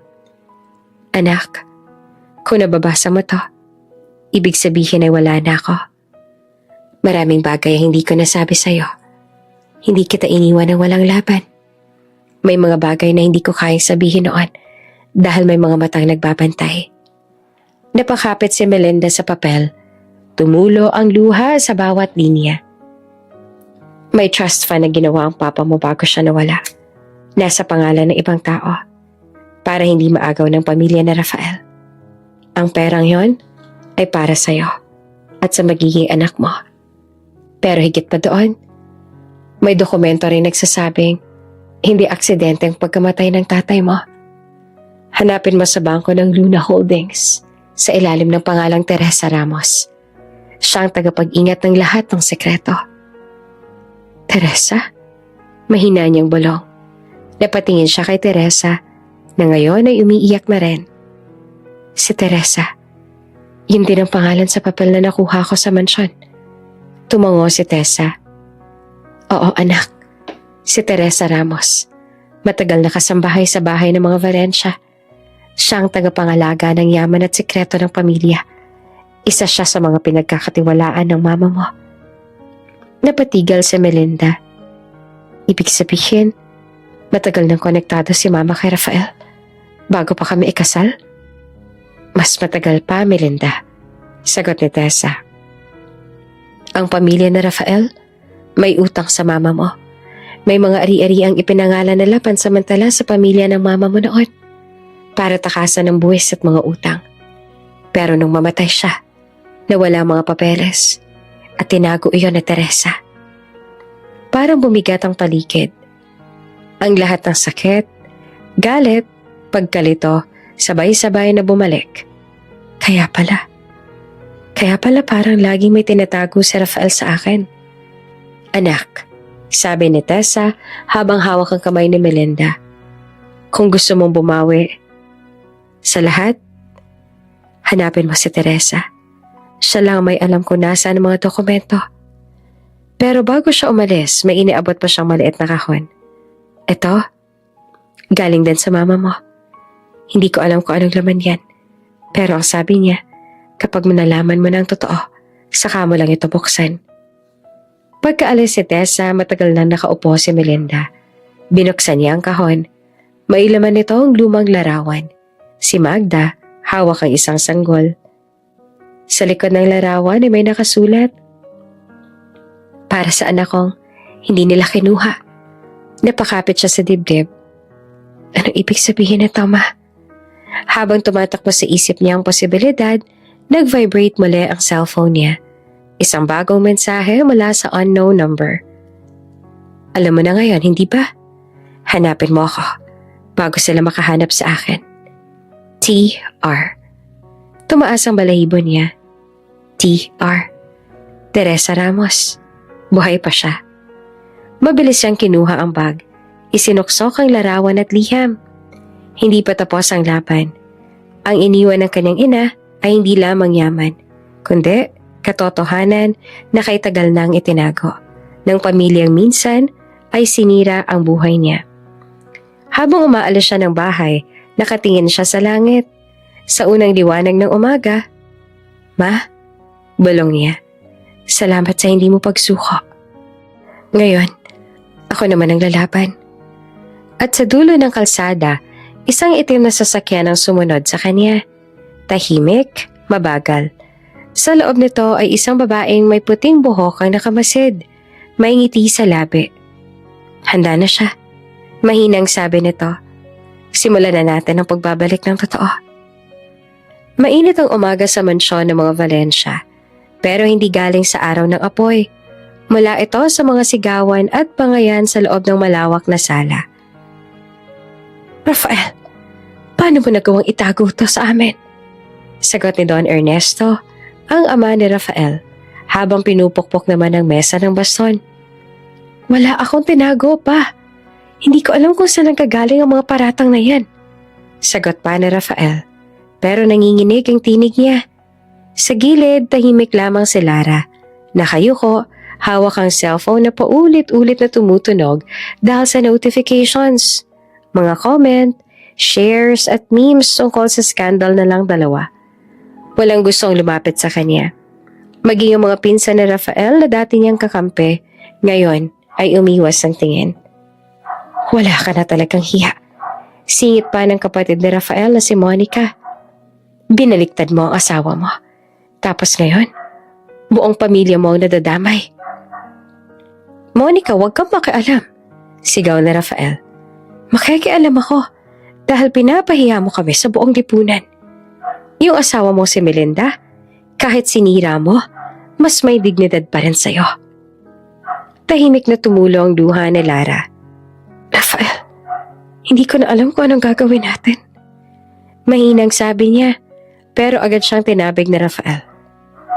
Huwag mo akong sabihan ng natin. Kasalanan mo to, Lara. Kung hindi mo pinost yung video natin sa party. Hindi ako yun, sigaw ni Lara, na halos sumabog ang boses. Bakit ba laging ako sinisisi mo? Tumahimik ang buong bahay. Tanging huni ng aircon at pabigat na buntong hininga ni Don Ernesto ang maririnig. Maghiwalay muna kayo, sabi ng matanda. Hindi ko hahayaang masira pa lalo ang pangalan ng Valencia. Tumayo si Rafael, pinulot ang jacket at galit na umalis ang bahay. Naiwan si Lara, nanginginig, habang unti-unti namang umaakyat ang tensyon. Pagkatapos ng ilang oras, bumalik si Monica, bit-bit ang isang brown envelope. Lara, gusto mo bang malaman kung bakit nagagalit talaga si Papa? Bakit? Inilapag ni Monica ang envelope sa mesa. Dahil bago pa i-freeze ni Melinda ang mga account, may naglabas ng malalaking halaga. At guess what? Ang pangalan na ginamit? Lara D. Santos. Parang binuhusan ng malamig na tubig si Lara. Ha? Hindi ako nag-withdraw ng kahit ano. Wala akong access doon. E paano mo ipapaliwanag to? Itinaas si Monica ang mga resibo. Sunod-sunod, iba't ibang petsa. Perma ni Lara sa bawat isa. Nanginginig ang mga kamay ni Lara habang tinitingnan ng mga papel. Hindi ko to pinirmahan. Peke to. Sabihin mo yan sa bangko. Pero alam mo bang ang petsa ng mga withdrawal? 2 araw bago freeze ni Melinda mga account. Parang may alam ka na mangyayari, ano? Tumalikod si Monica at iniwan siyang tulala. Hindi niya alam kung paano makakapagpaliwanag. Mabilis niyang tinawagan si Rafael pero hindi sinasagot ang tawag. Please, love, sagutin mo. Balong niya habang nanginginig. Nang hindi ito sumagot, nagpadala siya ng mensahe. Raf, kailangan natin na mag-usap. May lumabas sa mga resibo. Hindi ako yon. Maniwala ka sa akin. Pero wala pa ring tugon. Sa kabilang banda, si Rafael naman ay nasa kotse. Umiiyak habang nakasandal sa manibela. Tiningnan niya ang phone screen. May 50 missed calls mula kay Lara at 3 email mula sa abogado. Urgent. Inquiry from Central Bank regarding fraudulent withdrawals. Pinikit niya ang mga mata at sa unang pagkakataon, napagtanto niyang baka hindi lahat ng kontrol ay hawak pa niya. Sa bahay, bumalik si Lara sa kwarto ni Rafael. Habang nahahalongkat ang mga dokumento, may napansin siyang maliit na envelope na nakasiksik sa ilalim ng drawer. Binuksan niya iyon at muntik nang mabitawan nang makita kung ano ang laman. Mga kopya ng withdrawal receipts.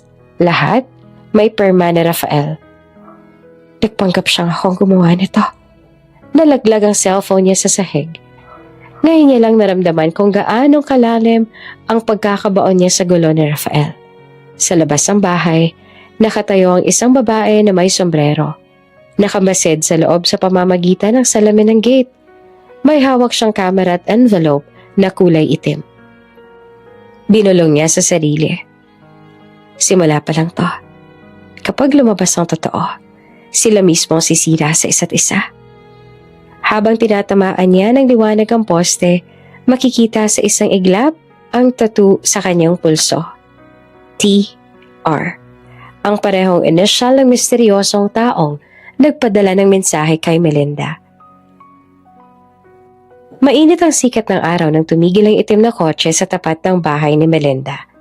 Pagbukas ng pinto, bumungad ang isang babaeng naka-designer sunglasses, naka-heels, at may dalang paper bag ng mamahaling brand. Si Lara, payat, maputla, pero pilit pa ring matikas ang tindig. Tiningnan niya si Melinda mula sa loob ng gate. Walang emosyon sa mukha, pero ramdamang tensyon. Anong kailangan mo, Lara?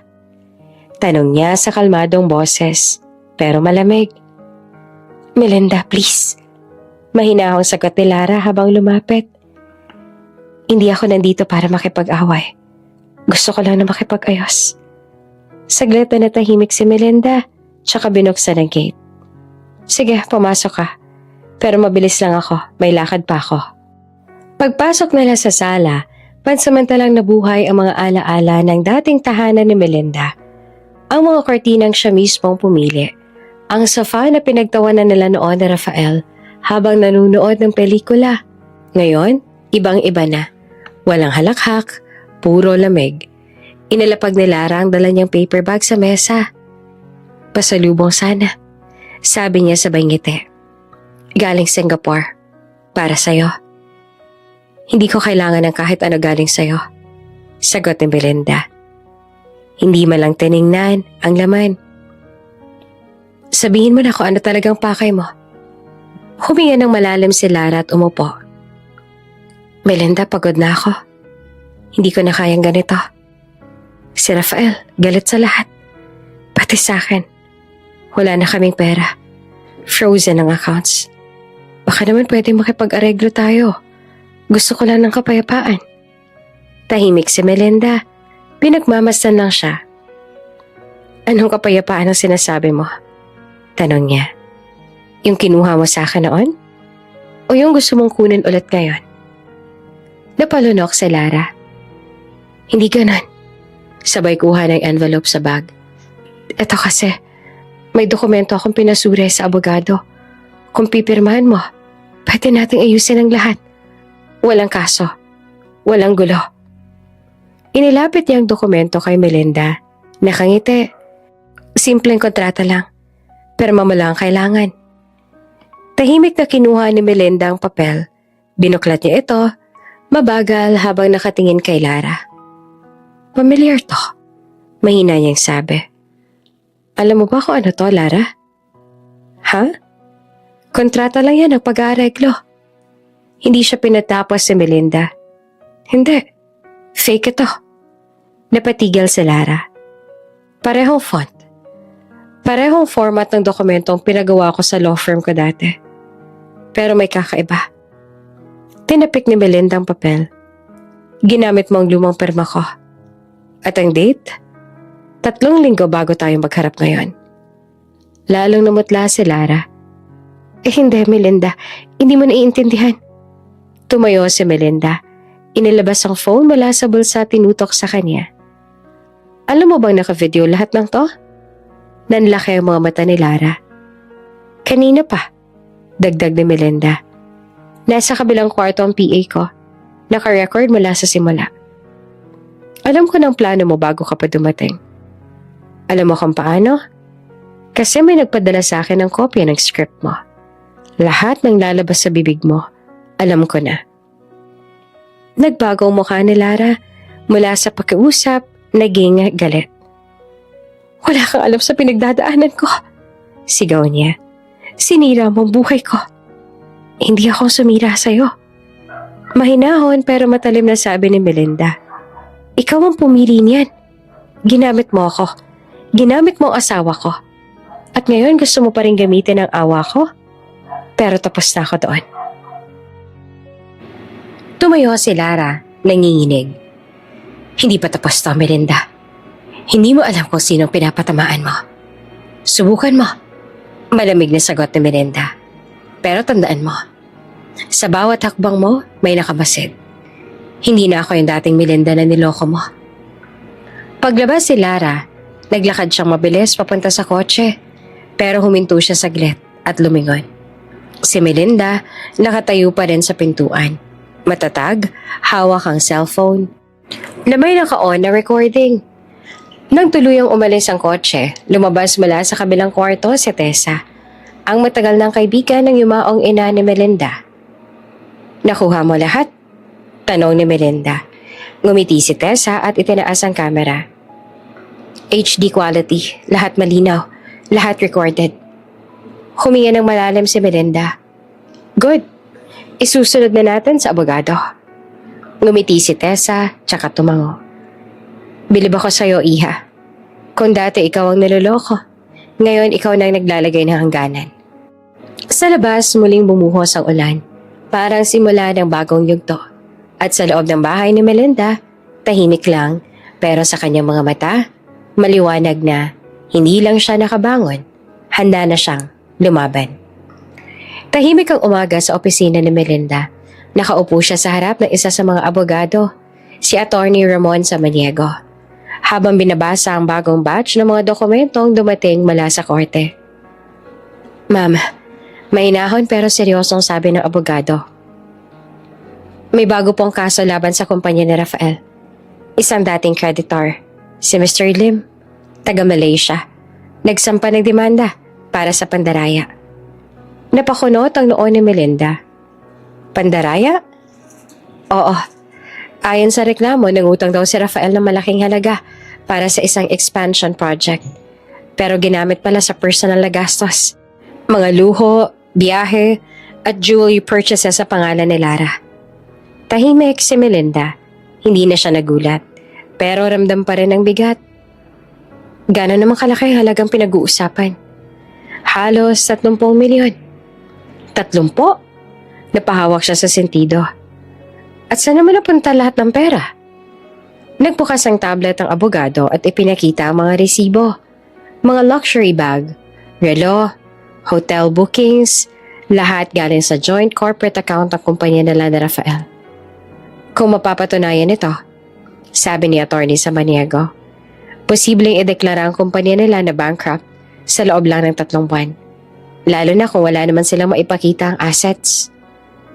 Samantala sa Singapore, nagkakagulo sa maliit na opisina si Rafael, pawis sa pawis habang kausap ang kanyang CFO. Anong ibig mo sabihin na na-freeze din ang overseas account? Sigaw niya. Sir, may freeze order na rin galing sa Central Bank of the Philippines. Pati yung under subsidiary name na halongkat na. Dang it. Nakita ni Rafael sa email inbox niya ang headline. Valencia Holdings faces fraud allegations. Investors pulling out. Bumagsak siya sa upuan. Sa unang pagkakataon, natakot siya hindi lamang sa kaso, kundi sa posibilidad na lahat ng pinaghirapan niya mawawala. Sa gilid, si Lara ay tahimik lang, hawak ang telepono. Raf, kung gusto mo makabangon, kausapin mo si Melinda. Siya lang makakatulong sa'yo ngayon. Melinda? Sigaw niya. Siya nga ang dahilan kung bakit ako nasa ganitong sitwasyon ngayon. Hindi, Rafael. Sabi ni Lara na mahina pero diretso.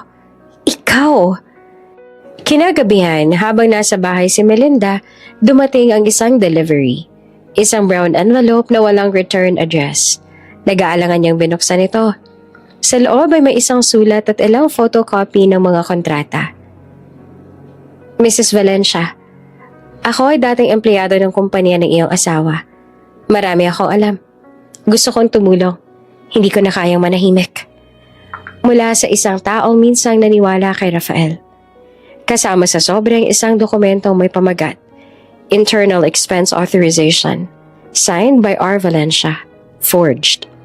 Napatigil si Melinda.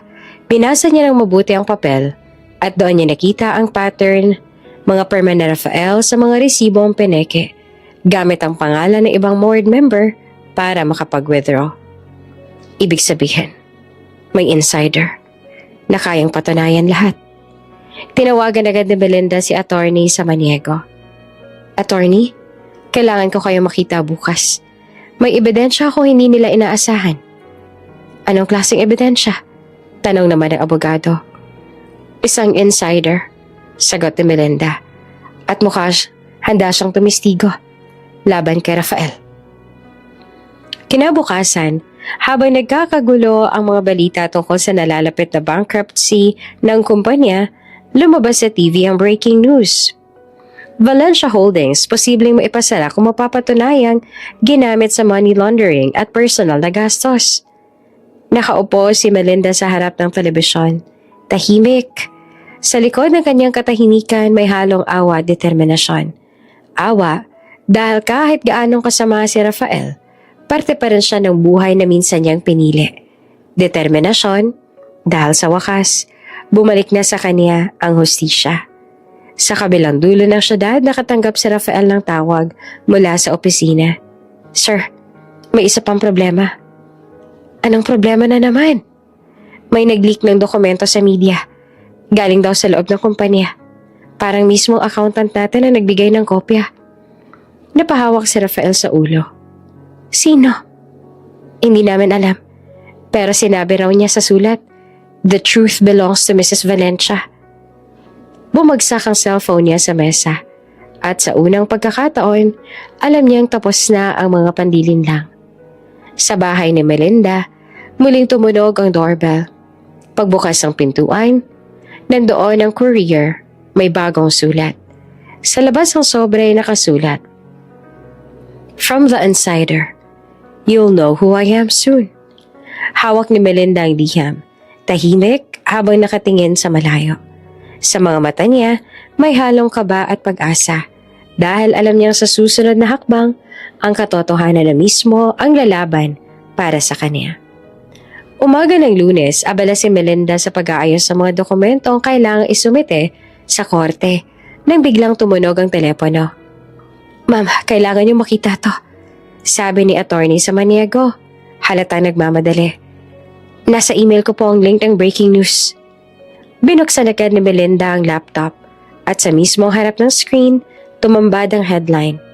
Exclusive, Rafael Valencia, may anak sa labas. Ina, dating empleyado ng kumpanya. Napatigil siya para bang huminto ang oras. Nakalagay sa video ang larawan ni Rafael, kasamang isang babaeng tila nasa late 20s. May hawak na batang lalaki. Habang pinapanood niya, narinig niya ang boses ng reporter. Ayon sa source, matagal nang sinusuportahan ni Rafael ang bata sa pamamagitan ng isang trust account. Ngunit itinago ito kahit sa legal na asawa niyang si Melinda. Lumabo ang paningin ni Melinda sa sobrang pagkagulat. Hindi niya alam kung ano ang mas masakit, ang bagong katotohanan iyon o ang ideyang marami pa pala siyang hindi alam sa lalaking minsan niyang minahal. Lumipas ang ilang minuto, dumating si attorney sa Maniego, dala ang kopya ng dokumento. "Ma'am, totoo. May trust account nga na nakapangalan sa batang si Noah Garcia. Edad 6. "Garcia?" tanong ni Melinda. Halos pabulong. "Ang ina, si Clarice Garcia. Dati niyang sekretary. Mga 7 taon na nakalipas." Napatungo si Melinda. "Ibig sabihin, habang buntis ako nun?" Tumango ang abogado. "Oo ma'am, doon niya sinumala ng relasyong yun." Tahimik, tanging langit-ngit ng aircon at paghinga ni Melinda ang maririnig. Sa loob niya nagbabanggaan ng galit, sakit at awa. "Bata pa yung anak," sabi niya na mahina. Wala naman siyang kasalanan. Sa kabilang dulo ng lungsod, nagkakagulo si Rafael. Papasok pa lang siya ng opisina nang salubungin ng mga reporter. "Mr. Valencia, totoo bang may anak kayo sa labas? Paano niyo ipapaliwanag ito sa mga investors? Alam ba ni Mrs. Valencia ang tungkol dito?" Napaatras siya habang sinasara ng bodyguard ang pinto ng kotse. Halata sa mukha niya ang pagkataranta. "Tell them to take that story down," sigaw niya sa PR manager. "Sir, hindi namin kaya. Kumalat na sa lahat ng social media. Trending na rin po ang pangalan ninyo." Kinahapunan, dumating sa bahay ni Melinda si Clarice, dala ang anak. "Mrs. Valencia," halos nanginginig ang boses niya. "Hindi ko po sinasadya. Hindi ko ginusto na lumabas to. Ngunit may nag-leak ng dokumento. Wala ho akong kinalaman." Tahimik lamang si Melinda habang pinagmamasdan ang bata. Si Noah, malalaki ang mata, maputi at may pamilyar na ngiti. Para bang may bahid ng pagkakahawig kay Rafael. Lumapit si Melinda, ngumiti ng marahan sa bata. "Anak, ilang taon ka na?" 6 po, sagot ng bata. Mahina pero magalang. "Sabi ni Mama may sakit daw si Papa kaya hindi siya makauwi." Napakagat labi si Melinda. Sa likod ng lahat ng galit niya, Maikirot sa puso. Bata ang nakataya rito. Inosente. Walang kamalay-malay sa gulo ng matatanda. Clarice, mahina niyang sabi. Wala akong balak na saktan ng anak mo. Pero sana, alam mo kung gaano kasakit ito para sa akin. Alam ko po. Umiiyak na sagot naman ni Clarice. At kahit anong sabihin ng iba, hindi ko ginusto ang mangyari. Umasa lang ako noon sa pangako niya. Tahimik si Melinda, pero sa loob niya, may unti-unting nabubuong desisyon. Kinagabihan habang nag-iisa siya sa silid, hawak ni Melinda ang kopya ng trust document. Pwede niya itong gamitin, isang bomba laban kay Rafael. Kung ilalabas niya ito sa korte, tuluyan ang babagsak ang imahe ng lalaki at wala na itong tsansang makabangon. Pero sa kabilang banda, napatingin siya sa litrato ng bata na pinadala ni Clarice kanina. Nakangiti si Noah, may hawak na laruan. Hindi mo kasalanan. Bulong ni Melinda. Tumawag si attorney Samaniego. Ma'am, ready na po tayong isama to sa kaso. Mas malakas ang laban natin kapag nailabas to. Ngunit sandali siyang natahimik. Hindi, attorney. Hindi natin yan gagamitin. Pero ma'am, ang batang matatamaan dyan at hindi si Rafael. At kahit anong galit ko, hindi ko kaya manira ng inosente. Nabigla ang abogado. Sigurado po kayo? Oo. Matatag na sagot ni Melinda. Hayaan mo si Rafael ang mabuhay sa bigat ng sarili niyang kasinungalingan. Hindi ko kailangang ibaba ang sarili ko para lang manalo. Bago matulog, binuksan pa ni Melinda ang bintana. Sa labas, malamig ang hangin. Tahimik ang gabi. Napangiti siya ng bahagya. Hindi dahil masaya siya, kundi dahil may kapayapaang bumabalot sa kanya. Sa dulo ng mesa nakapatong ang isang sulat galing sa isang misteryosong insider. May mas malalim pang sekreto sa likod ng lahat. Mrs. Valencia, mag-ingat ka. Pinikit ni Melinda ang mga mata.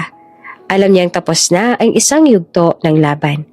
Pero nagsisimula na naman ang isa pang katotohanang mas mabigat kaysa dati. Tahimik ang umaga sa bahay ni Melinda. Nakaupo siya sa veranda. May hawak na tasa ng kape. Habang pinagmamasa ng araw na unti-unting sumisikat, ilang linggo nang lumipas mula nang mabunyag ang tungkol sa anak ni Rafael. At kahit marami pang nag-uusisa, pinili ni Melinda ang manahimik. Sa loob-loob niya, may kapayapaan. Hindi dahil tapos na ang laban, kundi dahil sa unang pagkakataon, pinili niyang lumaban ng may dangal. Hindi lahat ng sugat kailangang gantihan. Mahina niyang sabi sa sarili. Ang mga sugat na dapat pagalingin sa tamang paraan. Pagdating sa law firm, sinalubong siya ni Attorney Samaniego. May dalang mga bagong dokumento. Ma'am, ready na po ang final draft ng property claim. Pero may kailangan po akong sabihin. Medyo nagbago ang tono ng abogado. Parang may gustong aminin. May problema ba? Tanong ni Melinda na nakataas ang kilay. Hindi naman po problema. Pero siguro dapat yung malaman kung bakit ko tinanggap ang kaso ninyo. Tahimik si Melinda. Hinintay ang kasunod. Si Rafael. Niloko rin ako dati. Sabi ng abogado ng diretsyo. Ako yung lawyer na tinanggal niya noon sa kumpanya dahil hindi ako pumayag na pirmahan ng fake expense reports. Pinalabas niya pa na ako may kasalanan. Napahinga ng malalim si Melinda. Kaya pala parang ibang gigil mo sa mga hearing. Biro niya. Pero ramdam ang bigat sa tono. Ngumiti naman si Samaniego. Oo. Pero ngayon, hindi na ito tungkol lang sa paghihigante. Gusto ko matapos ito ng maayos. Sa legal na paraan. Tulad ng gusto mo. Sa sumunod na araw, muling humarap si Melinda sa korte. Dala-dala niya ang ebidensya ng pandaraya ni Rafael. Mga financial reports, chat records, at testimonya ng dating empleyado. Tahimik lang siya habang nagsasalita ang abogado. Hindi siya kailangang sumigaw o magpaliwanag ng mahaba. Alam ng lahat kung sino ang nasa tama. Habang tumatagal ang hearing, halata sa mukha ni Rafael ang pagkadurog. Hindi na siya ang dating kumpiyansang negosyante. Si Lara naman, halos hindi makatingin sa kanya. Pagkatapos ng session, lumapit si attorney Samaniego kay Melinda. Ma'am, isa na lang kailangan nating patunayan. Nahawak talaga ni Rafael ang kontrol sa mga funds bago ito mawala. Gagawin natin yan. Matatag naman niyang sagot. Pero attorney, salamat. Hindi mo lang ako pinagtanggol. Tinulungan mo akong makatayo ulit. Ngumiti naman ang abogado. Walang anuman, Mrs. Valencia. Sa totoo lang, pareho tayo. Parehong niloko. Parehong piniling lumaban ng may puso. Kinahapunan, habang nasa kotse pa uwi, nakatanggap si Melinda ng text mula kay Clarice. Mrs. Valencia, gusto ko lang po magpasalamat na hindi mo ginamit si Noah laban kay Rafael. Salamat po. Ngumiti siya habang binabasa iyon. Walang dapat pasalamatan. Tugon niya naman. Walang kasalanan ng bata. At huwag mo hayaang maranasan niyang sakit na dinanas ko. Nang matapos niyang ipadala ang mensahe, tumingin siya sa labas ng bintana. Dahan-dahan naman ang ilaw sa syudad. Pero sa loob ng sasakyan, ramdam niya ang katahimikan. Sa wakas, hindi na siya galit. Hindi na siya natatakot. Pagdating sa bahay, binuksan ni Melinda ang maliit na kahon kung saan nakatago ang mga lumang larawan. Isa roon ay larawan nila ni Rafael noong araw ng kasal. Pinagmamasdan niya ito sandali, tsaka marahang itinabi. Salamat sa lahat ng sakit, bulong niya. Dahil kung hindi ka nangaliwa, baka hindi ko natutunan ipaglaban ang sarili ko. Kinuha niya ang bagong dokumentong pinirmahan kanina, isang charity foundation na ipapangalan niya sa anak na nawala. The Mira Trust. Para sa batang na iniwan, pero patuloy na lumaban. Napangiti naman si Melinda. Ito ang gusto kong simula. Hindi paghihigante, kundi pag-asa. Kinabukasan, tinawagan niya si Attorney Samaniego. Good news, ma'am. Tinanggap ng korte ang motion natin. Frozen na ulit ang natitirang account si Rafael. At may insider pa rin na gustong magbigay ng impormasyon tungkol sa hidden assets niya. Ngumiti naman si Melinda. Pero ang sagot niya ay kalmado lang. Salamat, attorney. Pero tandaan natin, ang laban ko hindi lang pera, kundi hustisya. Gusto ko matapos to sa paraang walang dudang ako ang nasa tama. At sa unang pagkakataon, ramdam niyang totoo ang mga salitang yon. Hindi na siya si Melinda ang mahina, iyakin at umaasa. Siya na ngayon ang babaeng marunong pumili.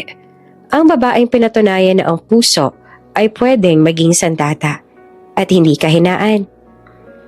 Mainit ang sikat ng araw nang lumapag ang flight mula Singapore.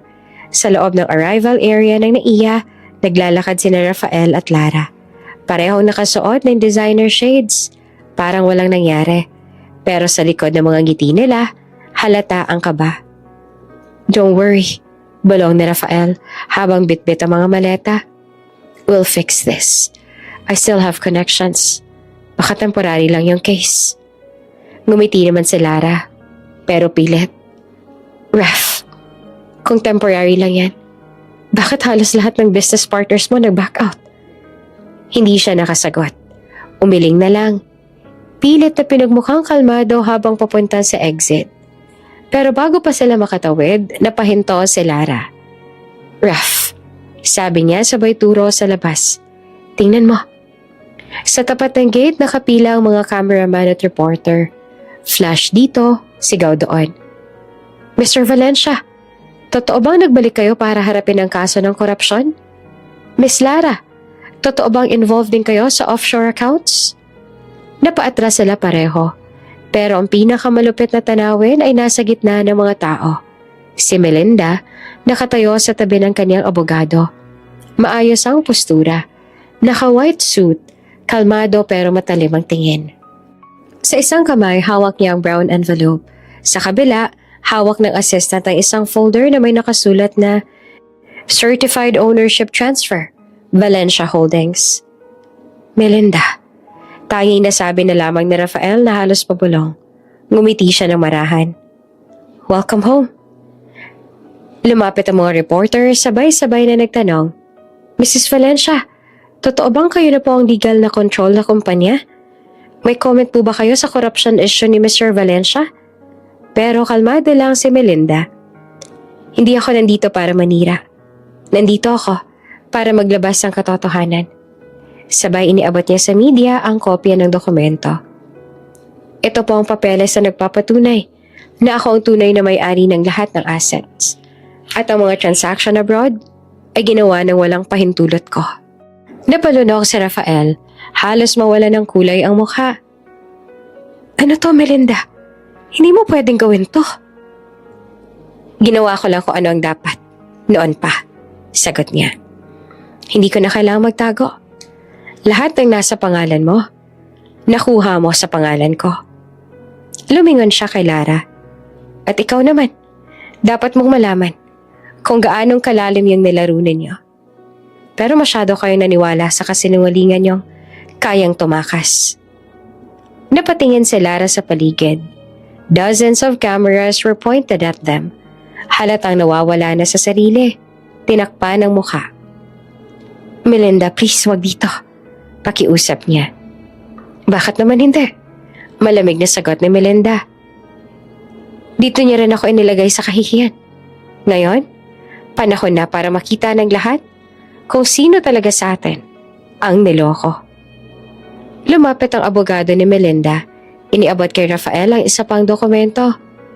Mr. Valencia, effective immediately, lahat ng shares at ari-arian na nakapangalan sa inyo ay pansamantalang na freeze order. Ang mga properties abroad ay kasalukuyang iniimbestigahan ng International Financial Authority. Napalingalinga si Rafael. You can't do this. This is harassment. Tumawa na mahina si Melinda. Harassment? Hindi. Hustisya lang to, Rafael.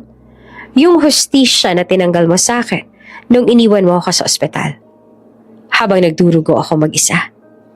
Napayuko si Rafael. Sa unang pagkakataon, walang lumabas na depensa. Habang nagmamadaling umaalis si Lara, hinawakan ni Melinda ang braso niya sandali.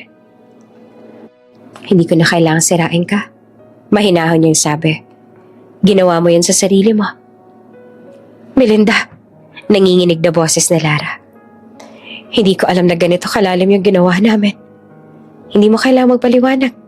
Pero tandaan mo, lahat ng bagay na nakamit sa kasinungalingan, mawawala rin sa kasinungalingan. Pagkatapos noon, binitawan niya ito. Si Lara, naglakad palayo, umiiyak, walang direksyon. Paglingon niya, naroon pa rin si Rafael, nakatingin sa kanya, parang gusto pang magsalita. Melinda, please, bigyan mo ako ng isa pang pagkakataon. Ngumiti siya, pero may luha sa mata.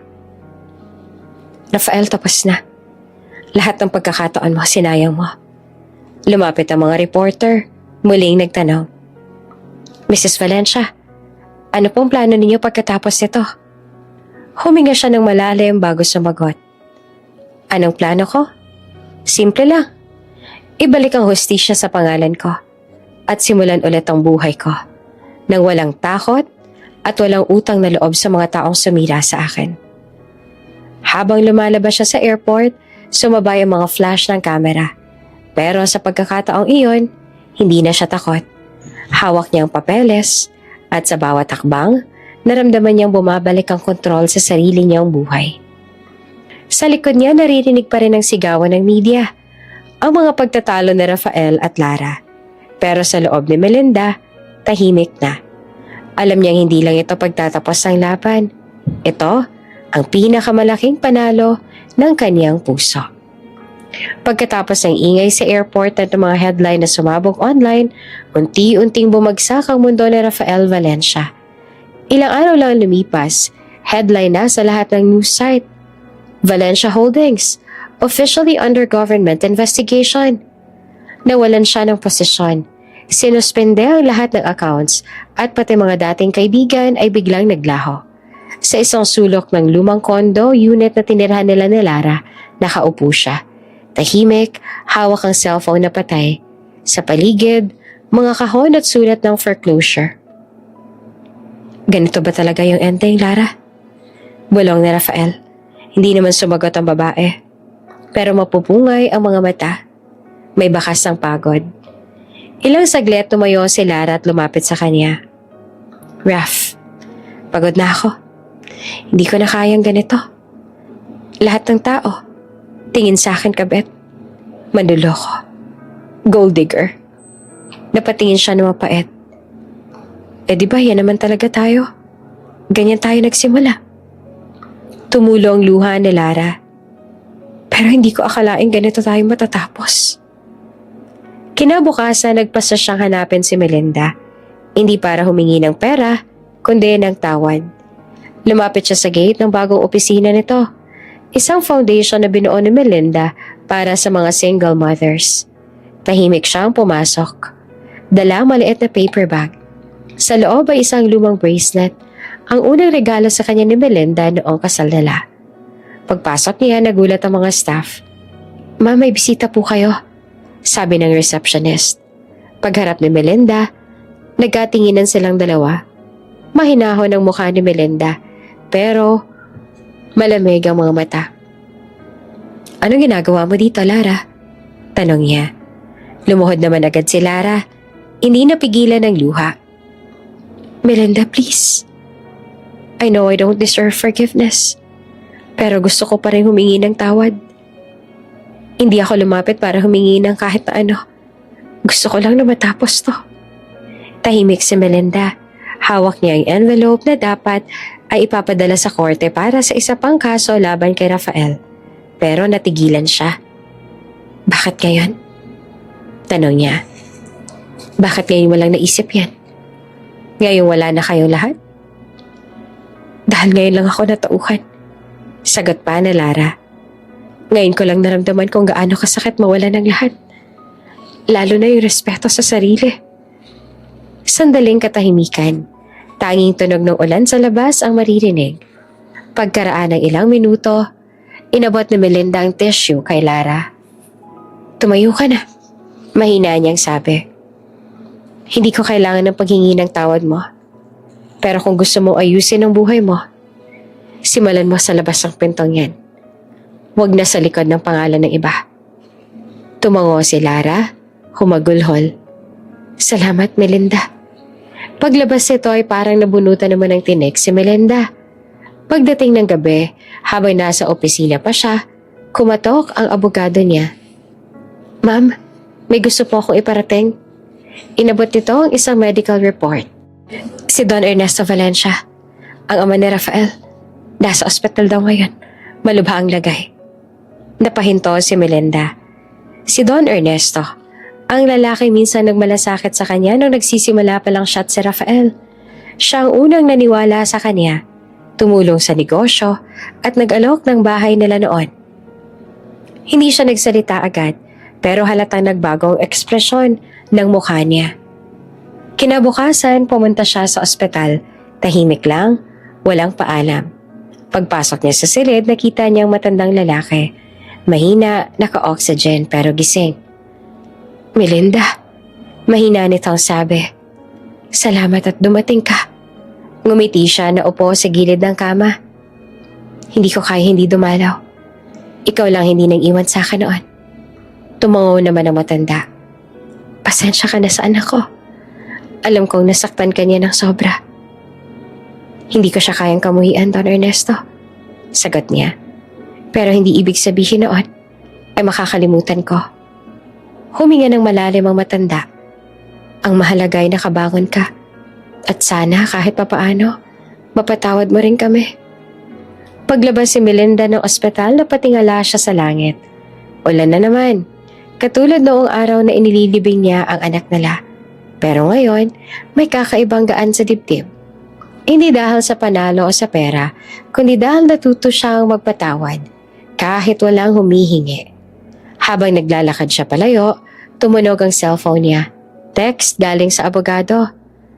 "Ma'am, lahat po ng kaso laban sa inyo dismissed na. At lahat ng ari-arian formal lang ibinalik sa inyo." Ngumiti siya. Tumingin sa langit at bumulong. "Salamat." Tapos na. Pero sa puso niya, alam niyang hindi lang pagtatapos iyon, kundi simula ng ganap na kapatawaran. Tahimik ang umagang yon sa bagong bahay ni Melinda. Hindi naman mansyon, hindi rin kondo sa mataas na gusali. Simpleng bahay sa labas ng syudad. May malawak na hardin at amoy ng bagong pintura. Habang tumutunog ang coffee maker sa kusina, maririnig ang tawa ng isang batang lalaki sa labas. "Mommy, ang laki ng garden natin!" Sigaw ng anak na inampon niya. Si Miguel. Habang tumatakbo sa damuhan, hawak ang maliit na asong tuta. Ngumiti naman si Melinda. Pinagmamasdan nito mula sa bintana. May ibang liwanag na sa mga mata niya ngayon. Hindi na galit, hindi rin pangungulila, kundi kapayapaan. Ilang buwan ang nakalipas mula nang tuluyang manalo siya sa kaso laban kay Rafael. Lahat ng ari-arian, mga shares at lupa ay ibinalik sa kanya sa utos ng korte. Pero imbes na magdiwang o ipagmalaki, nagdesisyon siya na ilipat lahat sa isang charitable trust, ang Melinda Hope Foundation. Natutulong sa mga babaeng nawala ng kabuhayan at dignidad dahil sa panlilinlang o pang-aabuso. Sa araw ng formal na turnover, nakatayo siya sa entablado. Suot ang simpleng puting dress. Nasa harap niya ang ilang media at mga kababaihang dati ring biktima.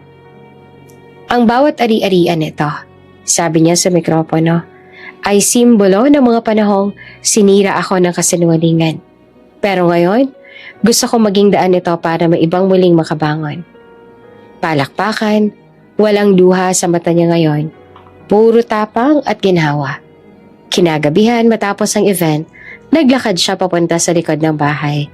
Tahimik ang paligid. Malamig ang simoy ng hangin. Nakita niya si Miguel na natutulog sa duyan. Mahimbing. Nilapitan niya ito at hinalikan sa noo. "Tulog ka na, anak," mahina niyang sabi. "Ligtas na tayo." Sa mesa malapit sa kanya ay may isang sobre. Walang pangalan, pero kilala niya agad ang sulat kamay. Kay Rafael. Dinala ito ng dating kasambahay nila noong hapon, ayon sa guard. Sandali niyang pinagmasdan ang sobre at hindi niya alam kung bubuksan ba niya iyon, pero sa loob-loob niya, handa na siyang harapin kahit anong laman nito. Binuksan niya. Sa loob, isang sulat na halos mamuti na sa tagal, pero maayos pang pagkakasulat. "Melinda, kung mababasa mo to, ibig sabihin, wala na akong karapatang magpaliwanag sa harap mo. Hindi ko alam kung saan ako nagkamali. O baka alam ko, pero huli na para itama. Hindi kita minahal sa simula, pero minahal kita sa dulo.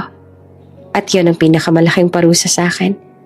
Dahil nasaktan ko, yung tanging taong hindi dapat ko sinaktan. Kung sakaling dumating ang araw na mapatawad mo ako, hindi ko hinihinging bumalik ka. Ang gusto ko lang, sana'y maging payapa ka. Sana magamit mo ang lahat ng pinaghirapan natin, kahit hindi na ako kasama. Paalam, Melinda." Rafael. Tahimik lang siya habang binabasa ang bawat linya. Wala na siyang galit, wala na ring luha. Para bang binabasa niya lang ang isang lumang pahina ng kwento na tapos na. Dahan-dahan niyang inilapag ang sulat sa mesa. Kinuha niya ang maliit na lighter sa bulsa. Sinindahan ito at itinapat sa gilid ng papel. Habang dahan-dahang nalalamon ng apoy ang sulat. Ngumiti siya, hindi dahil sa galit, kundi dahil sa paghilom. "Salamat, Rafael," bulong niya. "Pero tapos na tayo." Kinabukasan, naglakad silang mag-ina papunta sa park malapit sa bahay. Bitbit ni Miguel ang bagong tanim na sunflower. Hawak naman ni Melinda ang lumang bracelet na minsang nagmula pa kay Rafael. "Mommy," sabi ng bata. "Sabi ni teacher kapag nagtanim daw ng sunflower, good luck daw yun. Sa bagong simula." Ngumiti naman si Melinda. "Tama naman yung teacher mo. Pero mas totoo yan kung ikaw mismo magpapatubo." Sabay silang yumuko. Tinanim ang buto sa lupa. Pagkatapos, sumawak sila ng kamay. Nakatingin sa sikat ng araw na tumatama sa kanilang mga mukha. Tahimik pero puno ng pag-asa. Sa malayo, maririnig ang mga batang naglalaro, ang ingay ng mga ibon at ang mahinang ihip ng hangin. Lahat ay parang sinasabi, tapos na ang bagyo. Bago sila pumasok sa bahay, huminto sandali si Melinda sa tapat ng pintuan. Tiningnan niya ang paligid, ang mga halaman, ang mga frame sa dingding, at ang simpleng mga alaala ng panibagong buhay. Hindi niya kailangan ng marangyang buhay, ng titulo o ng salapi. Ang kailangan lang niya ay kapayapaan. Habang sinasara niya ang pinto, narinig niya ulit ang tawa ng anak sa loob. At sa unang pagkakataon, matapos ang maraming taon. Naramdaman niya ang isang bagay na matagal niyang hinintay, tunay na kalayaan. Si Melinda ay makikita na nakaupo sa veranda. May hawak na tasa ng kape. Sa tabi niya ay si Miguel, naglalaro ng Lego. Sa abot tanaw, sumisikat ang araw. At sa pagliwanag ng umagang yon, tuluyang nagwakas ang lahat ng sakit. Wala ng Rafael, wala ng galit. Ang natira na lang ay isang ina, isang anak, at isang bagong simula.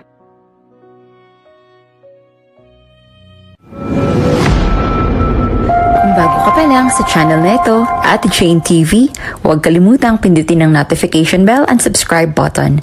Sana po hindi naman malaking abala sa inyo ang pagpindot ng subscribe button dahil ang kapalit po nito ay ang pagsuporta para makapag-produce ng mga libreng stories sa mga channels ni Ate Jane. Maraming salamat!